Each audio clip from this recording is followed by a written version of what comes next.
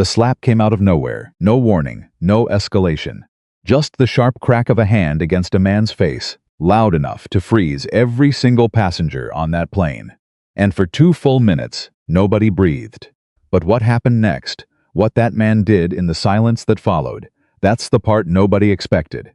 That's the part that would be replayed millions of times. That's the part that changed everything. Drop your city in the comments right now. Let me see how far this story travels. And if nobody's told you yet today, subscribe, because stories like this one, you don't find them. They find you. The terminal at Hartsfield-Jackson was already running on fumes by the time Gate B47 opened. It was 11:40 at night. The fluorescent lights buzzed overhead. Half the seats in the waiting area were taken by people slumped against their carry-ons, eyes glassy, phones dim. Flight 2247 to Los Angeles was delayed 40 minutes and the announcement had sucked the last bit of patience out of everyone still standing. Caleb Brooks sat in the corner. Not because he was hiding. Not because he was ashamed of anything. He sat there because the corner had the only double outlet still working. And his daughter's tablet needed to charge, and that was the only thing on his mind. Maya was 6 years old. She had her mother's eyes wide and dark, and full of a kind of light that made you feel like the world was going to be okay, even when it wasn't. She sat beside Caleb with her small sneakers dangling off the edge of the chair, leaning into his arm, drawing something in her notebook with a purple crayon. "Daddy, are we almost there?" "Not yet, baby. How much longer?" "A little while." Is a little while the same as a long time? Caleb almost smiled at that. Almost. Sometimes. He adjusted the strap on his old backpack, the one with the fraying zipper he kept meaning to replace and never did, and checked the departure board again. Still delayed, he exhaled slowly through his nose and settled back. Around him, the gate buzzed with the kind of low-grade tension that fills airports at midnight. Business travelers, pacing with their phones pressed to their ears. Families with strollers and too much luggage. A group of college kids sharing earbuds, laughing too loud for the hour. Nobody noticed Caleb. That was fine. He had spent years learning how to be invisible. Not in a way that hurt him, but in a way that protected him. When you were a single black father traveling alone with a small child, invisibility was sometimes safer than attention. He had learned that the hard way. He checked his phone. No new messages. He scrolled past an email from Maya's school about a field trip form he needed to sign, a reminder from his landlord about the building's water shutoff, scheduled for Thursday, and 3 notifications from a credit card company he had been ignoring for 6 weeks. He closed the phone and slipped it back into his jacket pocket. "Daddy? Yeah, I'm hungry." He had anticipated that. He reached into the backpack and pulled out a small Ziploc bag of apple slices and peanut butter crackers, Maya's emergency snack. Always packed, always ready. "Here." She grabbed the bag and immediately started negotiating. "Can I have the crackers first? Eat 1 apple slice first. 2 crackers, then an apple? 1 apple, then crackers."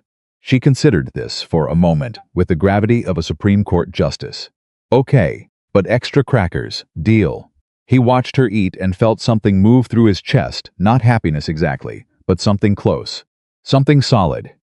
The kind of feeling that doesn't have a word, but keeps a man going at midnight in an airport after a long week. 3 years ago, he would not have believed he could feel anything like it. Caleb Brooks had not always been the man sitting in the corner of Gate B47, with apple slices and a fraying backpack. There was another version of him. A version that existed before everything changed. He had worked in aviation security for 11 years. Not as a screener at a checkpoint, not that there was anything wrong with that, but at a specialized level that most people didn't know existed. He had worked directly with federal agencies, training airline crews, developing emergency response protocols, and conducting threat assessment evaluations for some of the largest carriers in the country. He knew the inside of every kind of aircraft. He knew the blind spots in cabin surveillance. He knew exactly how fast a situation could escalate in a pressurized environment at 35,000 feet, and exactly what it took to stop it. He had been good at his job, very good. His supervisor at the time, a former Marine named Douglas Pratt, used to say that Caleb Brooks had the rarest combination in their line of work: The ability to see everything that was happening in a room, and the discipline to act only when it mattered. Most people react, Douglas had told him once. You respond. There's a difference. And it's the difference between making things worse and making things right. Caleb had carried that with him. Then his wife died. Lauren Brooks, 31 years old, 2 months after Maya was born. An aneurysm. No gradual goodbye. She was there, and then she wasn't, and the world kept turning like nothing happened, which is the cruelest thing about loss. It doesn't stop anything. Caleb took bereavement leave, then extended leave. Then, one morning he sat down his car in the parking garage of the federal building where he worked, and he realized he didn't want to go back. Not because the job broke him, because it demanded a version of him that he needed to redirect entirely toward Maya. He resigned. No ceremony, no party, no announcement. He packed a box. He shook Douglas's hand. He drove home to his daughter. That was 5 years ago. Since then, he had worked 2 jobs, morning shift at a logistics company, evening hours doing remote data analysis for a consulting firm that didn't require him to be anywhere except home. He made enough, not comfortably, but enough. And enough, he had decided, was a form of wealth that people didn't talk about. He didn't tell people about his past. It wasn't humility, exactly. It was more that he had learned that when you talk about who you were, people stop seeing who you are. And who he was, right now, in this life, was Maya's father. That was enough. That was more than enough. So he sat in airports like a man nobody would look at twice. And that was fine. The boarding call came just after midnight. Caleb folded Maya's crayon notebook carefully and tucked it back in the bag. He repacked the snacks. He helped Maya into her jacket, the yellow one, with the little stars on the sleeve, and zipped it up to her chin. We're going to California, she announced, to no one in particular. We sure are, Caleb said. Is California far? It's a few hours on the plane. Will we see the Pacific Ocean, if we get a chance? Daddy, is the Pacific Ocean bigger than the Atlantic Ocean? It is how much bigger? About twice the size. Maya absorbed this like she was filing it under important facts in some mental cabinet. Then she nodded, satisfied, and grabbed his hand. They joined the boarding line. Flight 2247 was a larger aircraft wide-body configuration. 2 aisles, the kind of plane that could hold a small village and still feel anonymous. Caleb had booked economy, 2 seats together, window and middle, near the rear of the aircraft where the engines were loudest, but the seats were easiest to get with a child. He had done the research. He always did the research. As they moved through the jetway, Maya pressed her free hand against the curved wall and looked up at Caleb. The walls are bumpy. That's the tunnel connecting the gate to the plane. It smells like recycled air. You've traveled enough to know that? I remember from last time when we went to Grandma's. He looked down at her, 6 years old and already cataloging the smell of jetways. Lauren would have found that hilarious. Lauren would have knelt down right there in the middle of the boarding line and explained every single molecule of recycled airport air to Maya in a way that sounded like a fairy tale. He swallowed that thought, nodded at the flight attendant standing at the aircraft door. She didn't look up. They found their seats. Caleb loaded the backpack into the overhead compartment, keeping Maya's tablet and the crayon notebook within reach. He settled Maya into the window seat, buckled her in, and wedged a small travel pillow between her head and the fuselage. Comfy? It's a little scratchy, I know. Close your eyes. You'll be asleep before we even take off. I won't. She was asleep 18 minutes later. Caleb sat in the middle seat, his knees slightly cramped, his left elbow resting on the armrest that technically belonged to the empty seat on his other side. The flight was about 80% full. The man in the aisle, seat heavyset, gray-haired, reading a paperback western, had barely glanced at him. That was fine. The engine cycled up. The safety announcement played. Caleb watched the flight attendants move through the cabin with the practiced efficiency of people who had done this 10,000 times. He noticed Vanessa Whitmore before she noticed him. Not because anything was wrong. Force of habit. 11 years in aviation security, and you trained yourself to read people, their body language, their pace, their micro-expressions, the way they moved through a space versus the way they owned it. Vanessa Whitmore owned the rear cabin. She was somewhere in her early 50s, lean, sharp-featured, with silver-streaked hair, pulled back tight and a uniform that sat on her like armor. She moved with the kind of authority that had been earned, or at least assumed over many years. The other flight attendants gave her a half-step of extra deference without seeming to realize they were doing it. She worked the beverage cart with mechanical precision. Smile at row 28. Brief acknowledgement at row 29. Efficient exchange at row 30. She reached row 31. She looked at Caleb, and something shifted it. It was small, barely perceptible to anyone who wasn't trained to see it. A slight tightening around the eyes. A half-second pause before the professional smile reappeared. The kind of recalculation that happens before a word is spoken. When a person has already decided what they're looking at. "Drink?" she asked. Her voice was perfectly level. "Professional. Water, please. And could I get an extra pillow for my daughter?" We're limited on pillows on this flight. I understand. I just thought, if there was one available, I said we're limited. The man in the aisle seat glanced up from his paperback. Caleb paused. He kept his voice low and even. "Of course. Water is fine then. Thank you." She poured the water without looking at him and moved on. Caleb took the cup, set it carefully on the tray table, looked at Maya sleeping against the window. "Let it go," he told himself. "It's nothing. Let it go." He was practiced at letting things go. He looked down at his hands, large, still, resting on his knees, and he breathed. He had learned that particular breathing technique in a crisis response training years ago. 4 counts in, hold for 4, release for 4, designed to keep heart rate down in high-pressure situations, designed to keep the mind clear when every instinct said otherwise. He had used it in situations considerably more dangerous than this. He used it now because something told him the same instinct that had never failed him in 11 years of reading rooms and reading people, that the night was not finished with him yet. 2 hours into the flight, Maya woke up. She was disoriented for a moment, the way kids get when they fall asleep in motion and wake up somewhere unexpected.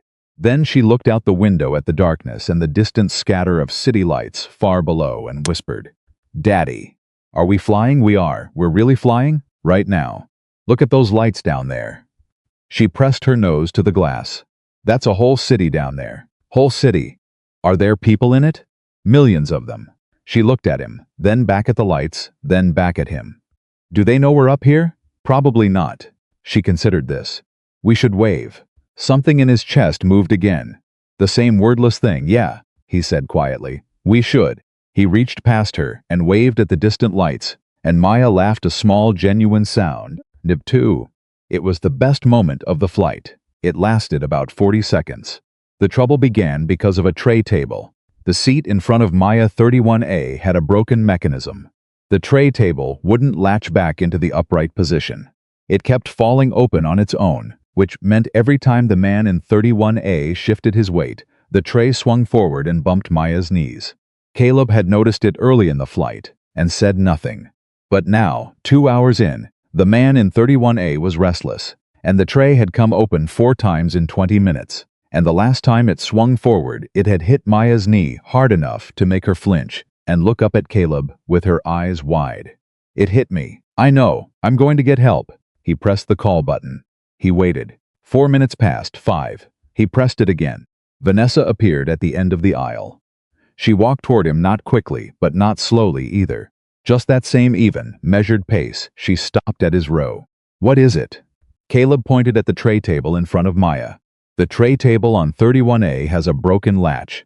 It keeps falling open and hitting my daughter's legs. I was hoping someone could—" "Sir, tray tables are the responsibility of the passenger in that seat." "I understand that, but the latch is broken.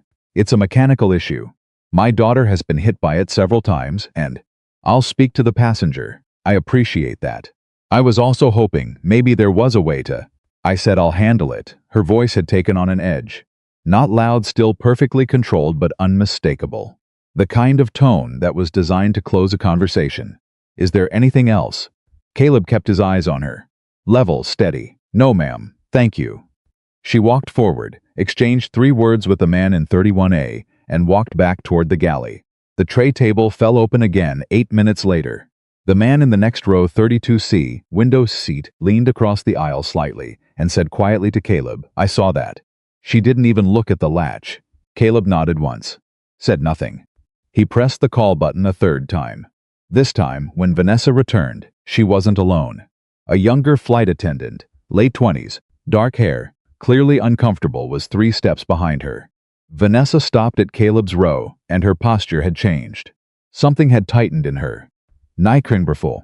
Whatever professional distance she had been maintaining had compressed into something smaller and harder. "Sir, you have called 3 times. "Yes, because the problem hasn't been fixed." "My daughter.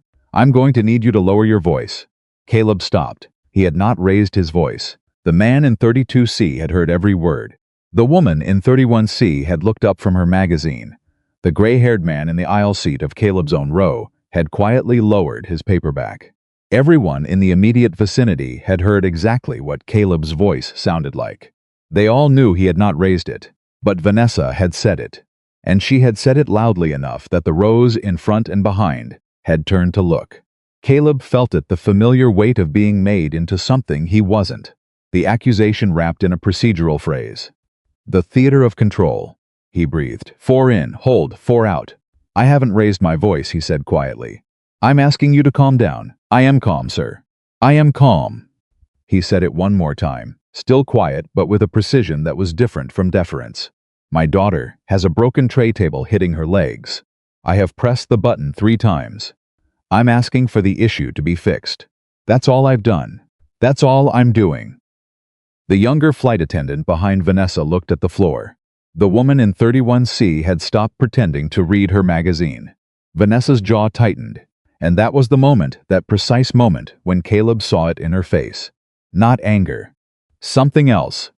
Something closer to the panic of a person who has publicly overextended themselves and doesn't know how to walk it back.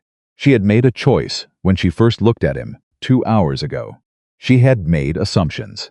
She had acted on them, and she had done so in front of witnesses, and now the witnesses were watching, and the story she had told herself about who this man was and what he represented was not matching what they were seeing, and there was no graceful exit.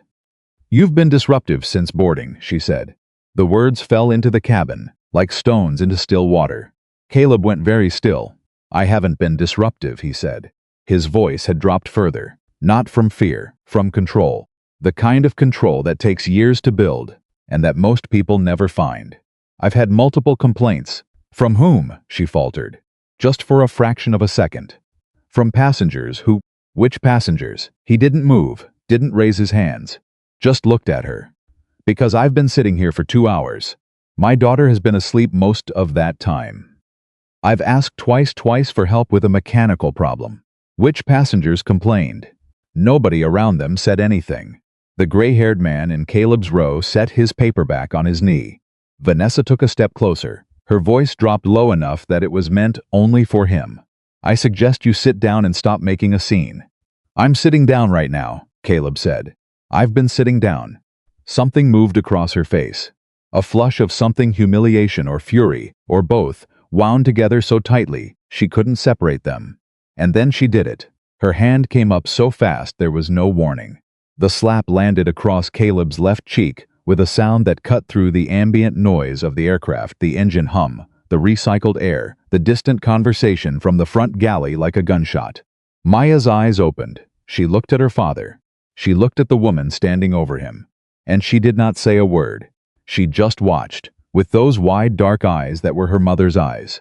For 2 seconds, maybe 3, the entire rear cabin of Flight 2247 was absolutely silent. Not the silence of people looking away. The silence of people who had just witnessed some things and were waiting to find out what it meant. Every head had turned. Every screen had gone dark. The gray-haired man was on his feet without seeming to realize he had stood up. Someone in the row ahead had a phone half raised, then thought better of it, then raised it anyway. They all looked at Caleb Brooks. They expected fury. They expected a man to stand up. They expected volume and force and the justifiable explosion of a person who had been pushed past every reasonable limit. Caleb sat completely still. He touched his cheek, one brief, quiet gesture, like he was confirming the reality of what had just happened. Then his hand dropped back to his knee. He turned to his daughter. Maya was staring at him, her small face tight, with something between fear and bewilderment, and the terrible awareness that she was witnessing something she didn't have language for yet. Caleb looked at her for a long moment, and then he said quietly, in a voice that carried only to her and to the rows immediately around them, but that every single person in earshot would remember for the rest of their lives. Sometimes people show you exactly who they are when they believe no one will hold them accountable. And in those moments, the only thing that belongs to us, the only thing no one can take, is who we choose to be. Maya didn't answer, but she held his eyes, and something in her face settled. Vanessa hadn't moved. She was still standing in the aisle. And for the first time since Caleb had noticed her, moving through the cabin with her 2-hour-old eight's certainty and her borrowed authority, for the first time she looked uncertain. Because the man she had decided was a problem had not become one. And every person in the rear cabin of that aircraft had seen it. That was the moment. That was the 2 minutes the title promised. But what nobody in that cabin knew, yet, what would change everything that came after, was who Caleb actually was. That answer was already walking down the aisle from first class, and it was about to turn the entire aircraft upside down. His name was Gerald Sutton. He was 63 years old, broad-shouldered, with the kind of face that had been weathered by decades of making decisions that other people's lives depended on. He wore a gray sport coat and no tie, and he moved through the cabin the way certain men move, not with arrogance, but with the quiet weight of someone who had long ago stopped needing to prove anything to anyone. He had been in seat 4A, first class, window. He had a bourbon he hadn't finished and a report he hadn't read, because for the last 40 minutes he had been listening. The cabin wall between first class and economy on a wide-body aircraft is thinner than airlines like to admit. Sound travels. And Gerald Sutton had very good trained ears. The kind you develop when your job requires you to distinguish between what people say and what they mean. He had heard the call button. He had heard Vanessa's voice, escalating by degrees so gradual that most people wouldn't have charted the change. He had heard Caleb's voice, steady, measured, precise, and he had put down his report. Then he heard the slap. He was on his feet before the sound finished echoing. The younger flight attendant, the one who had been standing behind Vanessa, the one who had looked at the floor, almost walked into him as he came through the curtain separating the cabins. She stepped back. He didn't slow down. He walked the full length of the rear cabin with everyone watching him and stopped at row 31. Vanessa was still standing in the aisle. Gerald looked at her for exactly 1 second. Then he looked at Caleb. Caleb was looking back at him with no particular expression, not surprise, not relief, not the guarded wariness that people sometimes show when a stranger inserts themselves into their situation uninvited. Just a steady, open look that Gerald recognized immediately, because it was the look of a man who had learned long ago not to need saving, but was willing to acknowledge when someone showed up anyway. Caleb Brooks, Gerald said. It wasn't a question. The name landed in the cabin, the way a stone lands in still water, immediate, rippling outward. The gray-haired man in the aisle seat of row 31 turned his head. The woman in 31C looked up from where she had been watching everything with her magazine, now fully abandoned on her lap. The man in 32C, who had already been paying attention, went completely still. Caleb didn't move. Gerald Sutton, it's been a while. 4 years, maybe. 4.5. Gerald put his hand on the headrest of the seat ahead of Caleb's row and looked at him, the way you look at someone when you're making sure they're actually all right. You okay? I'm fine. Your daughter?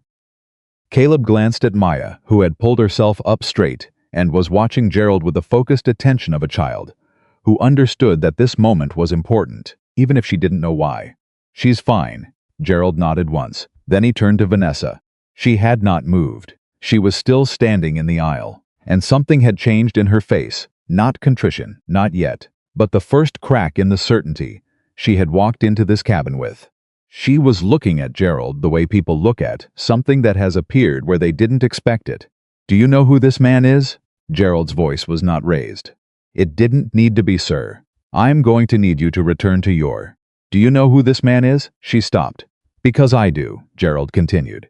And I think before this goes any further, the people on this aircraft deserve to understand what just happened here. Not just what they saw, but the full picture. Vanessa's chin lifted slightly. A reflex, the posture of someone bracing. Sir, this is a personnel matter and You put your hand on a passenger. Gerald's voice didn't change. Didn't sharpen, it just became more precise, in a pressurized aircraft. At 35,000 feet. After a series of escalations that, from where I was sitting, had one consistent direction. He paused. I'm going to ask you to step back now. Not because I'm threatening you. Because I want to have a conversation. And I'd like to do it, without blocking the aisle. Something happened in the cabin then. It wasn't a sound, it was more like an adjustment. The collective posture of 30-odd people, shifting almost imperceptibly from observers into witnesses. The distinction matters. An observer watches. A witness remembers. Vanessa stepped back 2 paces. Gerald took the empty aisle seat beside Caleb. The gray-haired man with the paperback had moved without being asked, with the instinctive courtesy of someone who understood that the geography of this moment had changed. Gerald sat down, leaned forward slightly, looked at Caleb. You weren't going to say anything, were you? I had it handled. I know you did. That's not what I asked. A long pause. Caleb's jaw moved slightly. No, I wasn't going to say anything. Because of her? A slight tilt of his head toward Maya. Yeah, Gerald was quiet for a moment. Then, in a voice that was lower now, private, but not so private, that the rows around them couldn't hear, he said, You know I've sat in rooms with you, when the stakes were considerably higher than this. This isn't a room? No. But the principle applies. He looked at Caleb steadily. You don't have to disappear from your own story. You're allowed to be seen. Something moved across Caleb's face, brief, internal. The kind of thing that happens when a sentence finds a place in you that you didn't know was open. He didn't answer right away. From 3 rows back, a woman's voice broke the quiet. Excuse me. She was somewhere in her late 40s, seated at the window in row 34, and she had clearly been working up to saying something for several minutes. I've been on this flight since Atlanta. And I need to say, because I don't think anyone else is going to, I watched that entire thing from the beginning. That man did not raise his voice. Not once. He asked for help with a broken tray table, and every single time this woman came back, she escalated. Vanessa had retreated to the galley entrance at the rear of the cabin, but she was still visible, still watching. I have it on video, the woman continued. She held up her phone, the last 4 minutes. Including, she stopped, looked at Maya, modulated. Including what happened. The man from 32C, the one who had leaned across the aisle earlier, raised his hand halfway, like he was in a classroom. Me too. I've been recording since she came back the second time. The younger flight attendant, who had been shadowing Vanessa the entire night, took a step forward from the galley. She stopped. She looked at the floor again. Then she looked up. I should have said something. Her voice was barely above a whisper, but in the intense silence of the cabin, it was perfectly clear. I was standing right there, the second and third time. I didn't. I should have said something. Nobody responded to her. Not with condemnation. Not with reassurance. Just with the quiet acknowledgement of people who understood that some of its missions are complete in themselves. Gerald looked at the young flight attendant. What's your name? Priya. Priya. Is there a supervisor on this flight? The head cabin crew is Marcus. He's been up front. Can you get Marcus back here? She nodded. Turned immediately. Disappeared toward the front of the aircraft. Vanessa took a step forward from the galley entrance. This is completely Miss Whitmore. Gerald turned to look at her, and his voice carried something new. Not anger, not exactly, but the kind of authority that doesn't need volume, because it has never needed volume. I'd strongly suggest you wait. She stopped. Because there was something in Gerald Sutton's bearing that communicated, without explanation, without credential, without any of the paperwork that would later confirm all of it, that this was a man who was accustomed to being the final word in a room. She stopped, and she waited. Gerald turned back to Caleb. He lowered his voice again. How's she doing? Caleb checked Maya. She had her crayon notebook open again. She was drawing something, or pretending to the focused, bent head posture of a child who is listening to everything, and recording it in the way only children do, in a layer beneath language. She's processing, Caleb said quietly. Smart kid. Yeah, she looks like Lauren. The name hit the air between them and just stayed there. The way names of the dead sometimes do not as wounds exactly, but as weight. She does, Caleb said. Lauren would have had this entire situation resolved in about 45 seconds. The corner of Caleb's mouth moved, not quite a smile, but something. She would have had Vanessa crying and apologizing, and helping her decorate the galley by now. That sounds exactly right. Gerald's voice was warm for a moment, genuinely warm, the warmth of a shared memory, and then it settled back into something more serious. You left a lot behind, Caleb, when you walked away. You know that. I know. People in this industry still talk about what you did. Not past tense, present. They still reference your protocols. The training modules you built are still running. Gerald, I'm not trying to make you feel something. I'm just saying the man sitting in this seat right now, in this airplane, being treated like. He stopped himself. Recalibrated. You are not invisible, even when you're trying to be. Caleb was quiet for a moment. Then he said, it wasn't about being invisible. It was about, he glanced at Maya again. It was about making sure what she sees from me, in moments like this, is the right thing. Because she's watching. She's always watching. And I can respond right, or I can feel right. And those aren't always the same thing. Gerald looked at the little girl bent over her notebook. What's she drawing?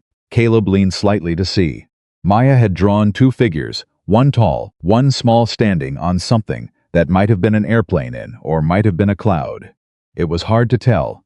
She'd drawn a yellow circle above them. Stars, a lot of stars. I think we're flying, Caleb said.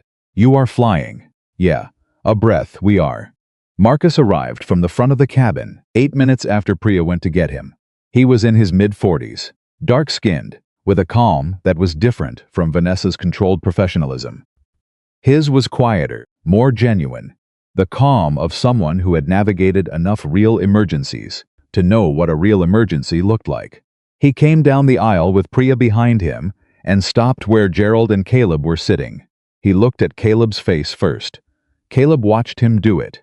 Watched his eyes go to the left cheek, take in what was there, and come back to meet his gaze with a directness that contained something close to apology before a single word was said. Sir, Marcus said, my name is Marcus Webb. I'm the head cabin crew on this flight. I've been made aware that there was an incident in this sections. He paused. I want you to tell me what happened, in your own words, without interruption. Caleb looked at him for a moment. Is this going to be documented? Yes. Is there cabin footage? Yes. Then I'll tell you, but I want you to pull the footage first. I want what's on that footage to be the primary record. Not my account, not her account, the footage. Marcus nodded slowly. That's a fair request. The broken tray table in 31A is also part of the incident record. It should be documented as a pre-existing mechanical issue. I want my daughter's account of being hit by it on the log. Understood. And I want the accounts of the passengers who were witnesses 32C, 34A window, and anyone else who recorded. I want those referenced in the report. Not summarized away, referenced. Marcus was looking at him now, with an expression that had shifted slightly, not from suspicion to respect exactly, but from the routine authority of a senior sincere crew member encountering a passenger complaint, to something more careful, more attentive. You know how airline incident documentation works, Marcus said. It was not an accusation. It was an observation. I do. A beat. Are you in the industry? Caleb held his gaze. I was. Marcus absorbed that, nodded once more. All right, Mr. Brooks. Caleb Brooks. Something flickered across Marcus's face. Quick, barely there. He had heard the name somewhere. He wasn't sure where yet, but it registered, Mr. Brooks. I'm going to step back and begin the documentation process. I'm also going to need to speak with Ms. Whitmore. He lowered his voice. I want to be clear what you've described, and what I'm looking at on your face right now, is a serious matter. The airline will be notified before we land. There will be a formal process. I understand. Is there anything you need right now? For yourself or your daughter? Caleb thought about it. A pillow for her, and water. Marcus looked at Priya. She was already moving. He turned back to Caleb. I'm sorry this happened on my flight. Caleb looked at him steadily. It happened. What matters is what happens next. Marcus held that for a second. Nodded, walked back toward the galley. Vanessa was waiting for him there. Caleb didn't watch what happened in that galley. He didn't need to. He turned back toward his daughter. Maya had looked up from her notebook. She was watching him. Daddy. Yeah, baby. That man in the gray jacket. She pointed at Gerald, who had returned to first class at some point in the last few minutes. He knows you. He does. From before. She thought about this. From when you had the other job. Caleb went still for a moment. He had never explained his former career to Maya in any real detail. She was 6. She knew he worked on computers sometimes. And that before that he had worked at airports, and that before she was born. Her daddy had worn a badge. That was the extent of it. From then, yeah. Was it a big job? It was important. She absorbed this the way she absorbed everything, completely. Without deflection, folding it into whatever internal architecture she was building about the world, and her father's place in it. Is that why that lady was mean to you? Caleb looked at her. What do you mean? Because she didn't know about the important job. He was quiet for a long moment. Something like that. That's not fair. No, it isn't. She should have been nice to you even if you didn't have a big job. Being nice doesn't need a reason. Caleb felt something move through him that started somewhere in the middle of his chest and spread outward and upward. And he had to look away from her for a second.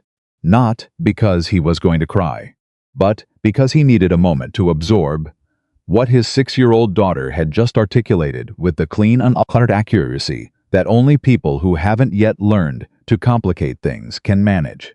You're right, he said. It doesn't. She looked at him for another second. Are you okay, Daddy? I'm okay. Your cheek is red. I know. She reached up and put her small hand against his cheek, gently, carefully, the way she touched things she was worried about. He put his hand over hers. They stayed like that for a moment. Then she went back to her drawing, and Caleb Brooks sat in his middle seat in the economy cabin of Flight 2247, with his daughter's warmth still on his cheek, and he breathed 4 in, hold, 4 out, and he watched the darkness outside the window, and the distant scattered lights of whatever city was passing beneath them, and he let himself feel, just for that moment, everything he had been holding in check for the last 2 hours. Not anger. Grief was part of it. The particular grief of a man who has spent years doing everything right in a world that occasionally, casually, reminds him that doing everything right is not always enough. Pride was part of it too. Not the brittle kind, the deep kind. The kind that comes from knowing what you're made of because you've been tested before. In situations where the cost of losing yourself was considerably higher than a red cheek at 35,000 feet. And something else, something harder to name, the feeling of being seen. Not performed at, not managed, not handled, seen, by Gerald, who had walked the length of the aircraft and sat down beside him. By Marcus, who had looked at his face and meant it when he apologized. By the woman in 34A who had raised her voice when no one else would. By Priya, who had admitted her failure without being asked to. By the gray-haired man with the paperback who had stood up without knowing why. By his daughter, who had pressed her hand against his cheek. By all of them. He had spent 5 years learning how to live without being seen. Not dramatically, not as a wound he nursed. Just practically quietly, the way a man learns to manage things. You find a way to not need what the world isn't giving you. You build your life around what remains. But sitting here now, in this specific moment, Caleb understood something he had been avoiding for longer than he wanted to admit. Being invisible was not the same as being safe. It had never been the same. He had told himself it was for Maya, and that was partly true. But it was also, if he was being honest, if he was being the kind of honest that the middle of the night at 35,000 feet sometimes demands, it was also about not having to carry the weight of being known. About not having to be the man his career had said. When the man his career had said he was, had not been able to save the one person he most needed to save, Lauren. He had walked away from his career 6 months after her death. He had told himself it was for Maya. He had told himself that the logistics of being a single father made the demands of federal aviation security impossible. And all of that was true. But it was also true that he had not been able to look at an aircraft, really look at one, for almost a year after she died. Because he had spent his entire career making air travel safer, and the day his wife stopped breathing it had been an ordinary Tuesday in their house in Decatur, Georgia, and there was nothing he could have trained for, nothing he could have assessed, nothing in 11 years of crisis preparation that touched the specific devastation of standing in a hospital corridor being told that the most important thing in his world had ended while he was at a briefing. He had walked away because it was the only way he knew to stop flinching. And 5 years later, he sat here, and his daughter drew stars. And Gerald Sutton had walked the length of an aircraft to sit beside him. And all of it, the slap, the silence, the witnesses, the way Maya had looked at him, all of it was circling something. A question he hadn't answered yet. What comes after invisible? In the galley at the rear of the aircraft, voices rose and fell. Vanessa's tightly controlled, defensive. Marcus's low, deliberate, unrelenting in a way that soft voices can be. Priya's occasional, careful, but no longer silent. Caleb didn't listen closely. He didn't need to. He pulled Maya's travel blanket up, a little higher over her knees. She'd gone back to drawing, but her eyes were getting heavy again, and he leaned his head back and he stared at the ceiling of the aircraft. He knew this kind of aircraft, wide body. The insulation panels above him were standard issue. The lighting recessed. The air circulation system ran at 14 air changes per hour at cruising altitude. He knew all of it. He had written safety assessments about all of it. He had briefed crews about emergency protocols in cabins, exactly like this one.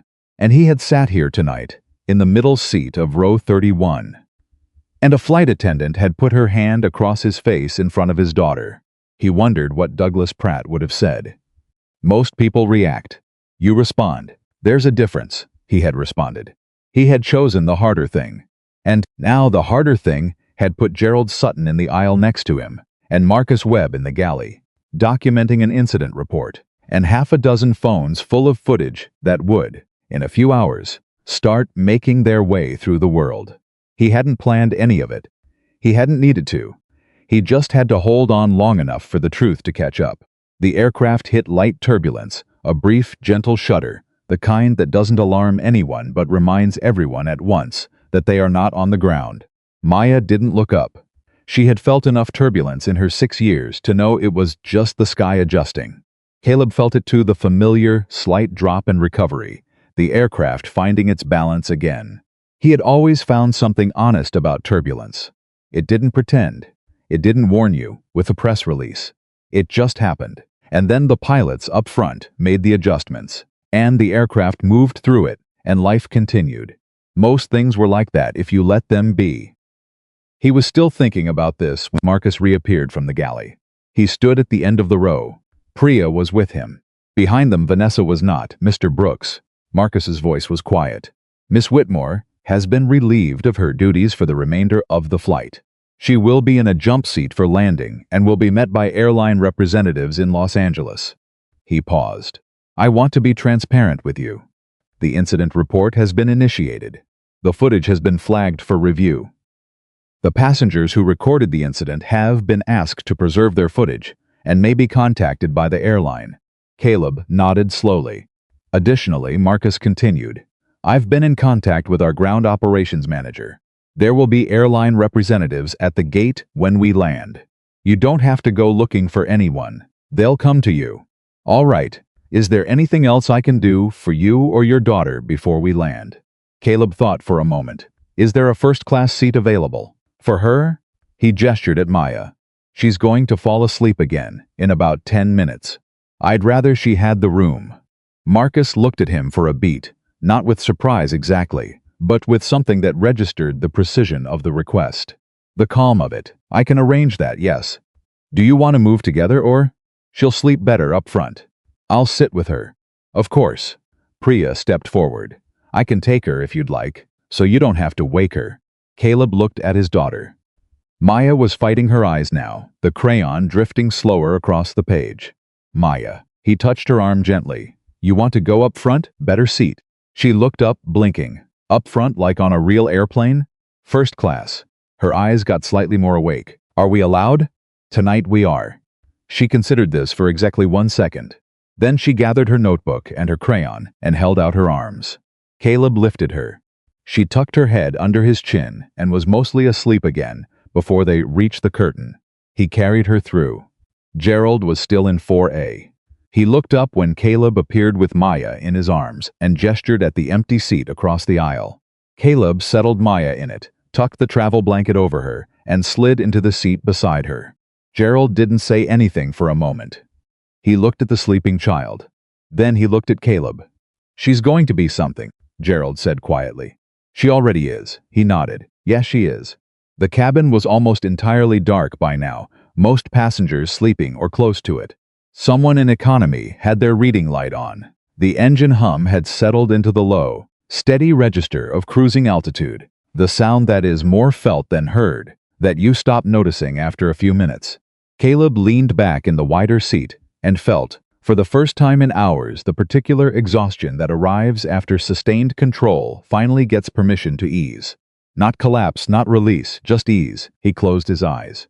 Gerald's voice came from across the aisle, quieter than anything, nearly not there at all.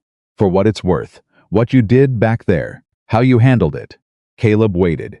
Lauren would have been proud. He kept his eyes closed. A long breath in, hold, long breath out. "Yeah," he said. "I know." And the aircraft carried them west through the dark, over the sleeping cities, and the long dark miles, toward Los Angeles and morning, and whatever came after. The truth was already somewhere below them, making its way through the world in the blue light of a dozen recording screens, moving outward from this one aircraft into something larger than any of them could measure tonight. Caleb didn't know that yet. He just knew that his daughter was sleeping. That was enough. For now, that was more than enough. The wheels touched down at LAX at 3:47 in the morning. Maya slept through the entire landing, through the shudder of the tires hitting the runway, through the deceleration that pressed everyone forward in their seats, through the reverse thrust that made the engines scream briefly before settling back into a low roar. She slept the way only children sleep, completely and without apology, tucked under her star-patterned blanket, with her crayon notebook still loosely held in one hand. Caleb had not slept at all. He had spent the last hour and 40 minutes of the flight doing what he had always done in the quiet spaces between crises, thinking, not replaying the incident, not rehearsing what he would say to the airline representatives waiting at the gate. Something more fundamental than that, something that had been dislodged by Gerald's words and had been working its way through him ever since. You are not invisible, even when you're trying to be. He had carried those words the way you carry something unexpectedly, heavy carefully, aware of it at every step. Gerald had dozed off somewhere over Arizona, his chin dropping to his chest in the practiced way of a man who had learned to sleep on aircraft the way other men learned to sleep anywhere the mission required. He woke up when the landing gear deployed, lifted his head, looked out the window at the approaching runway lights, and then looked across the aisle at Caleb. "We there?" "Yeah." He looked at Maya. "Still out?" "The whole way down." Gerald stretched his neck, adjusted his sport coat. "She's going to have opinions about California. She already has opinions about everything. Lauren's kid." He said it like it settled something. And then he reached into the inside pocket of his jacket and produced a business card, simple cream-colored, dark blue text, and held it across the aisle. "When the dust settles, not today, not this week, when it settles." Caleb took the card, looked at it. "Gerald, I'm not offering you a job." A pause. "I'm offering you a conversation. There's a difference. You, of all people, know that." Caleb turned the card over in his fingers. Put it in his jacket pocket. All right, all right. The aircraft taxied to the gate. The seatbelt sign went off. The cabin behind them woke up in the collective shuffle of people, reaching for overhead bins and pulling on jackets and powering phones back on, the sounds of 200 lives resuming. Caleb woke Maya gently. She came back to consciousness, slowly, eyes fluttering, a small frown of confusion, then the moment of recognition that resolved everything. "We landed? We're in California." She looked out the window at the dark tarmac and the distant terminal lights. "It looks like nighttime. It's almost 4 in the morning." She absorbed this. "That's very late." "It is. Are we going to a hotel?" "We are. Do hotels have good pillows?" "Most of them." "Because the plain pillows were scratchy. I remember." She looked at him then, and in her eyes, still slightly soft with sleep, was something that had not been there when he put her to bed on the flight. A particular quality of attention. The kind that comes from a child who has absorbed something they haven't fully processed yet, who is waiting for a moment when it feels right to bring it out. She looked at his cheek. The redness had faded considerably. There was no mark now, nothing visible in the low light of the cabin. But Maya looked at that cheek the way she had looked at it, with her hand pressed against it, and her face carried the memory of it even if his cheek no longer showed the evidence. She didn't say anything. She just reached up and touched it again, the same light, careful gesture. Then she took his hand and held it. He let her. Gerald stood in the aisle and put his hand briefly on Caleb's shoulder as he passed. Safe travels, Caleb. Then he looked down at Maya. You've got a good father, young lady. Maya looked up at him with the direct, undeflected gaze of a child evaluating an adult she has just decided to take seriously. I know, she said simply, as a statement of fact. Something crossed Gerald's face, warmth, surprise, the particular delight that comes from being answered by a child with more clarity than most adults manage. I believe you do. He touched the brim of an invisible hat, moved toward the exit. Caleb watched him go. Then he gathered the backpack, helped Maya into the yellow jacket, and they walked off the plane into the terminal. The airline representatives were exactly where Marcus had said they would be. There were two of them, a man and a woman, both in suits despite the hour, both with the carefully neutral expressions of people whose job it was to manage situations before situations managed the company. The man was younger, mid-30s, with a tablet under his arm. The woman was senior to him by a considerable margin, you could tell by the way she stood. By the half-step of distance between them that communicated a clear chain. Her name was Patricia Holloway. She was the regional operations director. She had been called at 2:00 a.m., which was information she communicated without complaining about it, in a way that nonetheless made clear she had noted it. She looked at Caleb as he came through the jetway. She looked at Maya. She looked at Caleb's face. Then, she looked at the tablet her colleague was carrying, which presumably contained the incident report Marcus had filed mid-flight. Mr. Brooks, her hand extended. My name is Patricia Holloway, Regional Operations Director for. I know who you are. Caleb shook her hand. His grip was firm. Hers matched it. You handled the Phoenix incident in 2019. I was the specialist who wrote the post-incident security assessment for your carrier. She went still for exactly 1 second. Her colleague looked at her. She looked at Caleb. You're Caleb Brooks, she said. And unlike Marcus, she said it. Not as something being retrieved from a distant memory, but as something fully formed, the name of someone she knew, professionally, whose work she was aware of. A very brief, very controlled breath, Mr. Brooks. I want to say first, before any formal process begins, that what happened on this flight tonight is completely unacceptable and contrary to every standard this airline holds itself to. I am sorry. That's not the formal apology. That's me as a person, telling you that what happened should not have happened. Caleb looked at her steadily. Thank you. I'd like to talk with you. Not tonight. You have a child who needs to sleep, and you've had a long flight. But soon. Tomorrow, if you're willing. The airline needs to understand the full account from your perspective. The footage should give you most of it. It will. And we'll have reviewed it before we speak. She paused. Mr. Brooks. I want to ask you something, and I want you to know that whatever your answer is, it doesn't change what we owe you. He waited. Are there any immediate needs I can address tonight? For you and your daughter. He considered it. Our hotel is already booked. We're fine. The airline would like to cover tonight's accommodation. As a start, that's not necessary, Mr. Brooks. It is genuinely not necessary, he said it without hardness. What's necessary is that you do what you said you're going to do. Review the footage. Go through the process correctly. Make sure what happened to us tonight doesn't happen to the next person. That's necessary. Patricia Holloway looked at him for a moment in a way that was different from how most people look at complaint situations, different from the managed, diplomatic attention of a corporate representative running an apology script. She looked at him like she was recalibrating something. We'll be in contact tomorrow, she said. You have my direct number? Your colleague has already sent it. She glanced at her colleague, who nodded. She looked back at Caleb. "Get some rest, Mr. Brooks." Then she looked down at Maya. "You too, young lady." Maya had been watching the entire exchange with full attention. She looked up at Patricia Holloway. "Thank you," she said, with the careful politeness of who has been raised to be gracious even when she's not sure what's happening.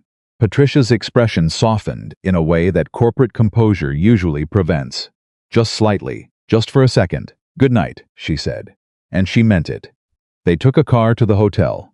Maya fell asleep again in the back seat. Within 3 minutes, her head lolling against Caleb's arm, the yellow jacket bunched up under her cheek as a pillow. The driver, a quiet man in his 50s, who had been doing airport pickups for 12 years and had learned that 4A.M. passengers generally wanted silence, said nothing, which Caleb appreciated. He watched Los Angeles pass outside the window, the wide-lit boulevards, the palm trees caught in the sodium glow of the streetlights, the city enormous and indifferent and beautiful in its own way at this hour, when most of it was still sleeping. He had been here a dozen times for work. He had never come here for anything personal. This trip was for Maya. She had asked to see the ocean. The Pacific, specifically after the conversation on the plane about its size. She had been building toward it for weeks. "Daddy, can we go see the biggest ocean? I want to see how big biggest is." He had said yes. He had booked the trip. He had carried it through 3 weeks of extra work shifts to cover the cost of 4 days in a city where everything was expensive, but his daughter's face, when she first saw the Pacific, would be priceless. That was still the plan. None of what had happened on that aircraft changed the plan. He needed to remember that. The hotel was decent, not extravagant, but comfortable. He had chosen it because it was 3 blocks from the beach and had a breakfast buffet that started at 7 a.m., which meant Maya would be fed and happy by the time the sun was fully up over the water. He had planned it out 2 weeks in advance. He always planned it out. He got Maya into bed without fully waking her, which was one of the particular skills of single parenthood that nobody tells you about until you develop it out of necessity. She murmured. Something that might have been crackers or might have been California, and then went silent. He pulled the blanket up, stood there in the dark for a moment. Then he went to the window and looked out. He could not see the ocean from here, but he could smell it, or thought he could, the faint salt weight in the air that was different from Atlanta's humid pressure. He pressed his forehead lightly against the glass. His phone had been blowing up for the last 20 minutes. He knew why, even without opening it. He had seen the phones on the aircraft. He knew how fast things moved in 2025, how footage from an overnight flight could be processed and uploaded and shared before the aircraft even landed, how a 17-second clip could become the thing. Everyone was watching. Before the passengers even claimed their bags. He had not opened his phone, not yet. He would need to.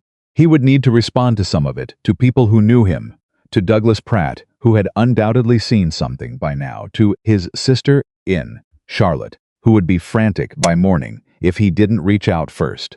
There were logistics to manage. There always were.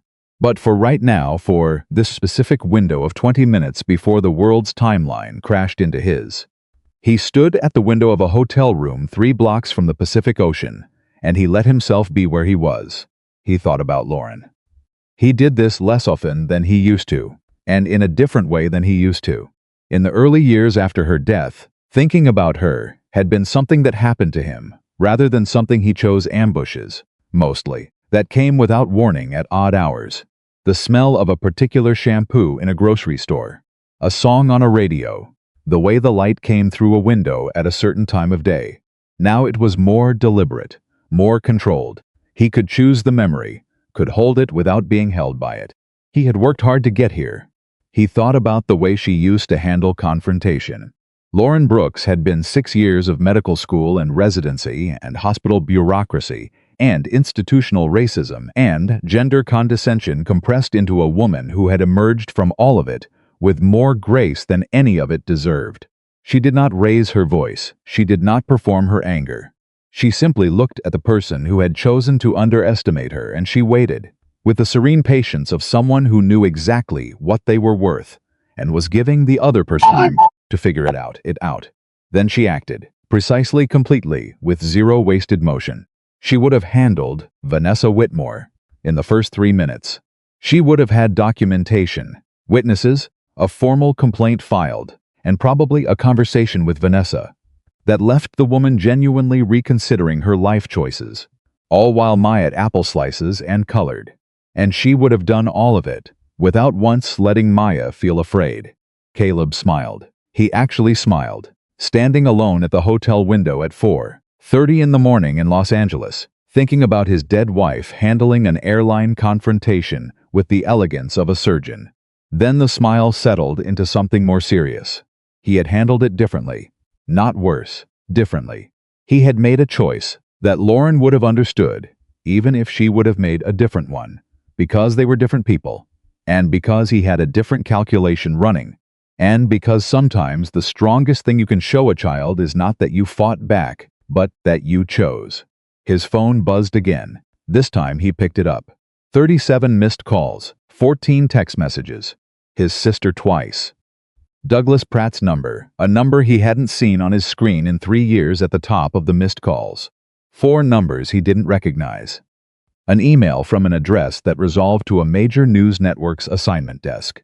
He stared at it, set the phone face down on the table, then picked it up again and called his sister. She answered on the first ring, which meant she had been awake and waiting. Caleb. Her voice, Sandra's voice, was the specific mixture of relief and fury that only exists between siblings who have been terrifying each other since childhood. I have been sitting here for 2 hours. We're fine. We're in the hotel. I saw the video. He closed his eyes briefly. Already is not even the word. It's everywhere. It's... She stopped, collected herself. He could hear her doing it, the precise pause of a woman who had 3 kids and ran a nonprofit and had learned to modulate or be consumed. Are you okay? Is Maya okay? Maya's asleep. I'm fine. Your face. It's fine, Sandra. Caleb, I promise you. We're fine. He moved to the small desk chair and sat down, rolling his neck. I have to call a few people tomorrow. The airline. I'll probably need to make a statement. You're going to need more than that. Do you have a lawyer? I don't need... Caleb, James Brooks. There are a million people who have watched a flight attendant slap you in the face. You need a lawyer. He was quiet for a moment. I'll handle it. You always say that, and I always do. A pause. He could hear her breathing, the particular quality of a sister, deciding whether to push. She's okay? Sandra's voice had shifted, softer now. Maya, she's really okay? She asked me if I was okay. She put her hand on my face. She told me that being nice doesn't need a reason. Silence from Sandra's end. She said that? Verbatim. Another silence. Then the sound of Sandra exhaling fully, like she'd been holding something in for 2 hours, and had just set it down. Lauren, yeah, that's Lauren's kid. I know. A beat. God, I miss her. Me too. They sat on the phone in the quiet for a moment, 2 Brooks siblings, 4 time zones apart, sharing the particular grief that softens into something else when you find Lauren alive. In a 6-year-old's words. Go to sleep, Sandra said finally. Call me tomorrow. I will. And Caleb? Yeah, I'm proud of you. I know you don't need me to say it. But I'm saying it anyway. He looked at the window. The city, the invisible ocean beyond it. Thank you, he said. And he meant it, more than he would have been able to say if she had asked him to. He hung up, sat with the phone in his hand. Then he did something he almost didn't do. He opened the videos. There were several different angles, different phones, different lengths. The longest one was from the woman in 34A, and it started about 2 minutes before the slap and captured almost everything. You could see Vanessa's posture in it. You could see Caleb's hands on his knees, still. You could see Maya beginning to wake up and look around. You could see the exact moment the slap landed and the ripple that went through the cabin. Afterward, heads turning, bodies shifting, the collective inhale of 100 people who had just witnessed something they hadn't expected. And then you could see Caleb turn to his daughter. You could not hear what he said. The audio was picking up engine noise and the general ambient sound of the cabin, and his voice had been quiet enough that only the rows immediately around him caught it. But you could see the way Maya's face changed when he spoke. The small, frightened tension going out of it and being replaced by something more settled. And you could see his hand covering hers when she put it on his cheek. That was the part that was being shared, not the slap. Not Vanessa's face. Not Gerald Sutton walking through the cabin. The moment with Maya's hand on his cheek. 11 million views on the first platform. Growing, he put the phone down. Lay on top of the hotel bedspread with his shoes off and his jacket still on. Stared at the ceiling. He was not naive about what was coming. He understood the velocity of this kind of story, had studied media dynamics as part of crisis communication work, knew how quickly the narrative would develop and branch and complicate itself, knew that by tomorrow morning there would be 30 different versions of tonight in circulation, some accurate, some not, and that his job was going to be to stay in the center of his own story rather than getting pulled to the margins of someone else's version of it. He also knew something else. Vanessa Whitmore was not a monster. He had decided this sometime over Arizona, while his daughter slept and Gerald dozed and the aircraft hummed through the dark. She was a person who had made a cascading series of choices driven by something: bias, fear, exhaustion. The particular rot that sets into a person's when they have operated without accountability for long enough that they mistake impunity for permission. She had looked at him and seen a problem, and she had treated him like one, and she had escalated that treatment until it became something that could not be walked back. She was wrong. Every step was wrong. What she had done was wrong. But she was also a person. And the question of what happened to her after tonight, not the formal process, not the airline's response, but the internal question of whether this moment broke her or changed her, that question was not his to answer. That was hers. He had told Maya that sometimes people show you who they are when they believe no one will hold them accountable. He had also told her that the only thing that belonged to them in those moments was who they chose to become afterward. He meant that, for Vanessa too, even for Vanessa.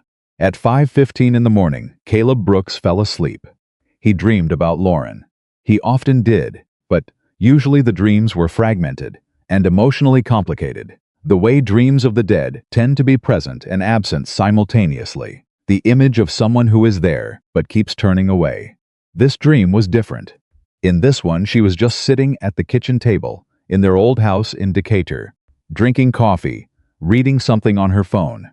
She looked up when he came in. "Long flight?" she asked.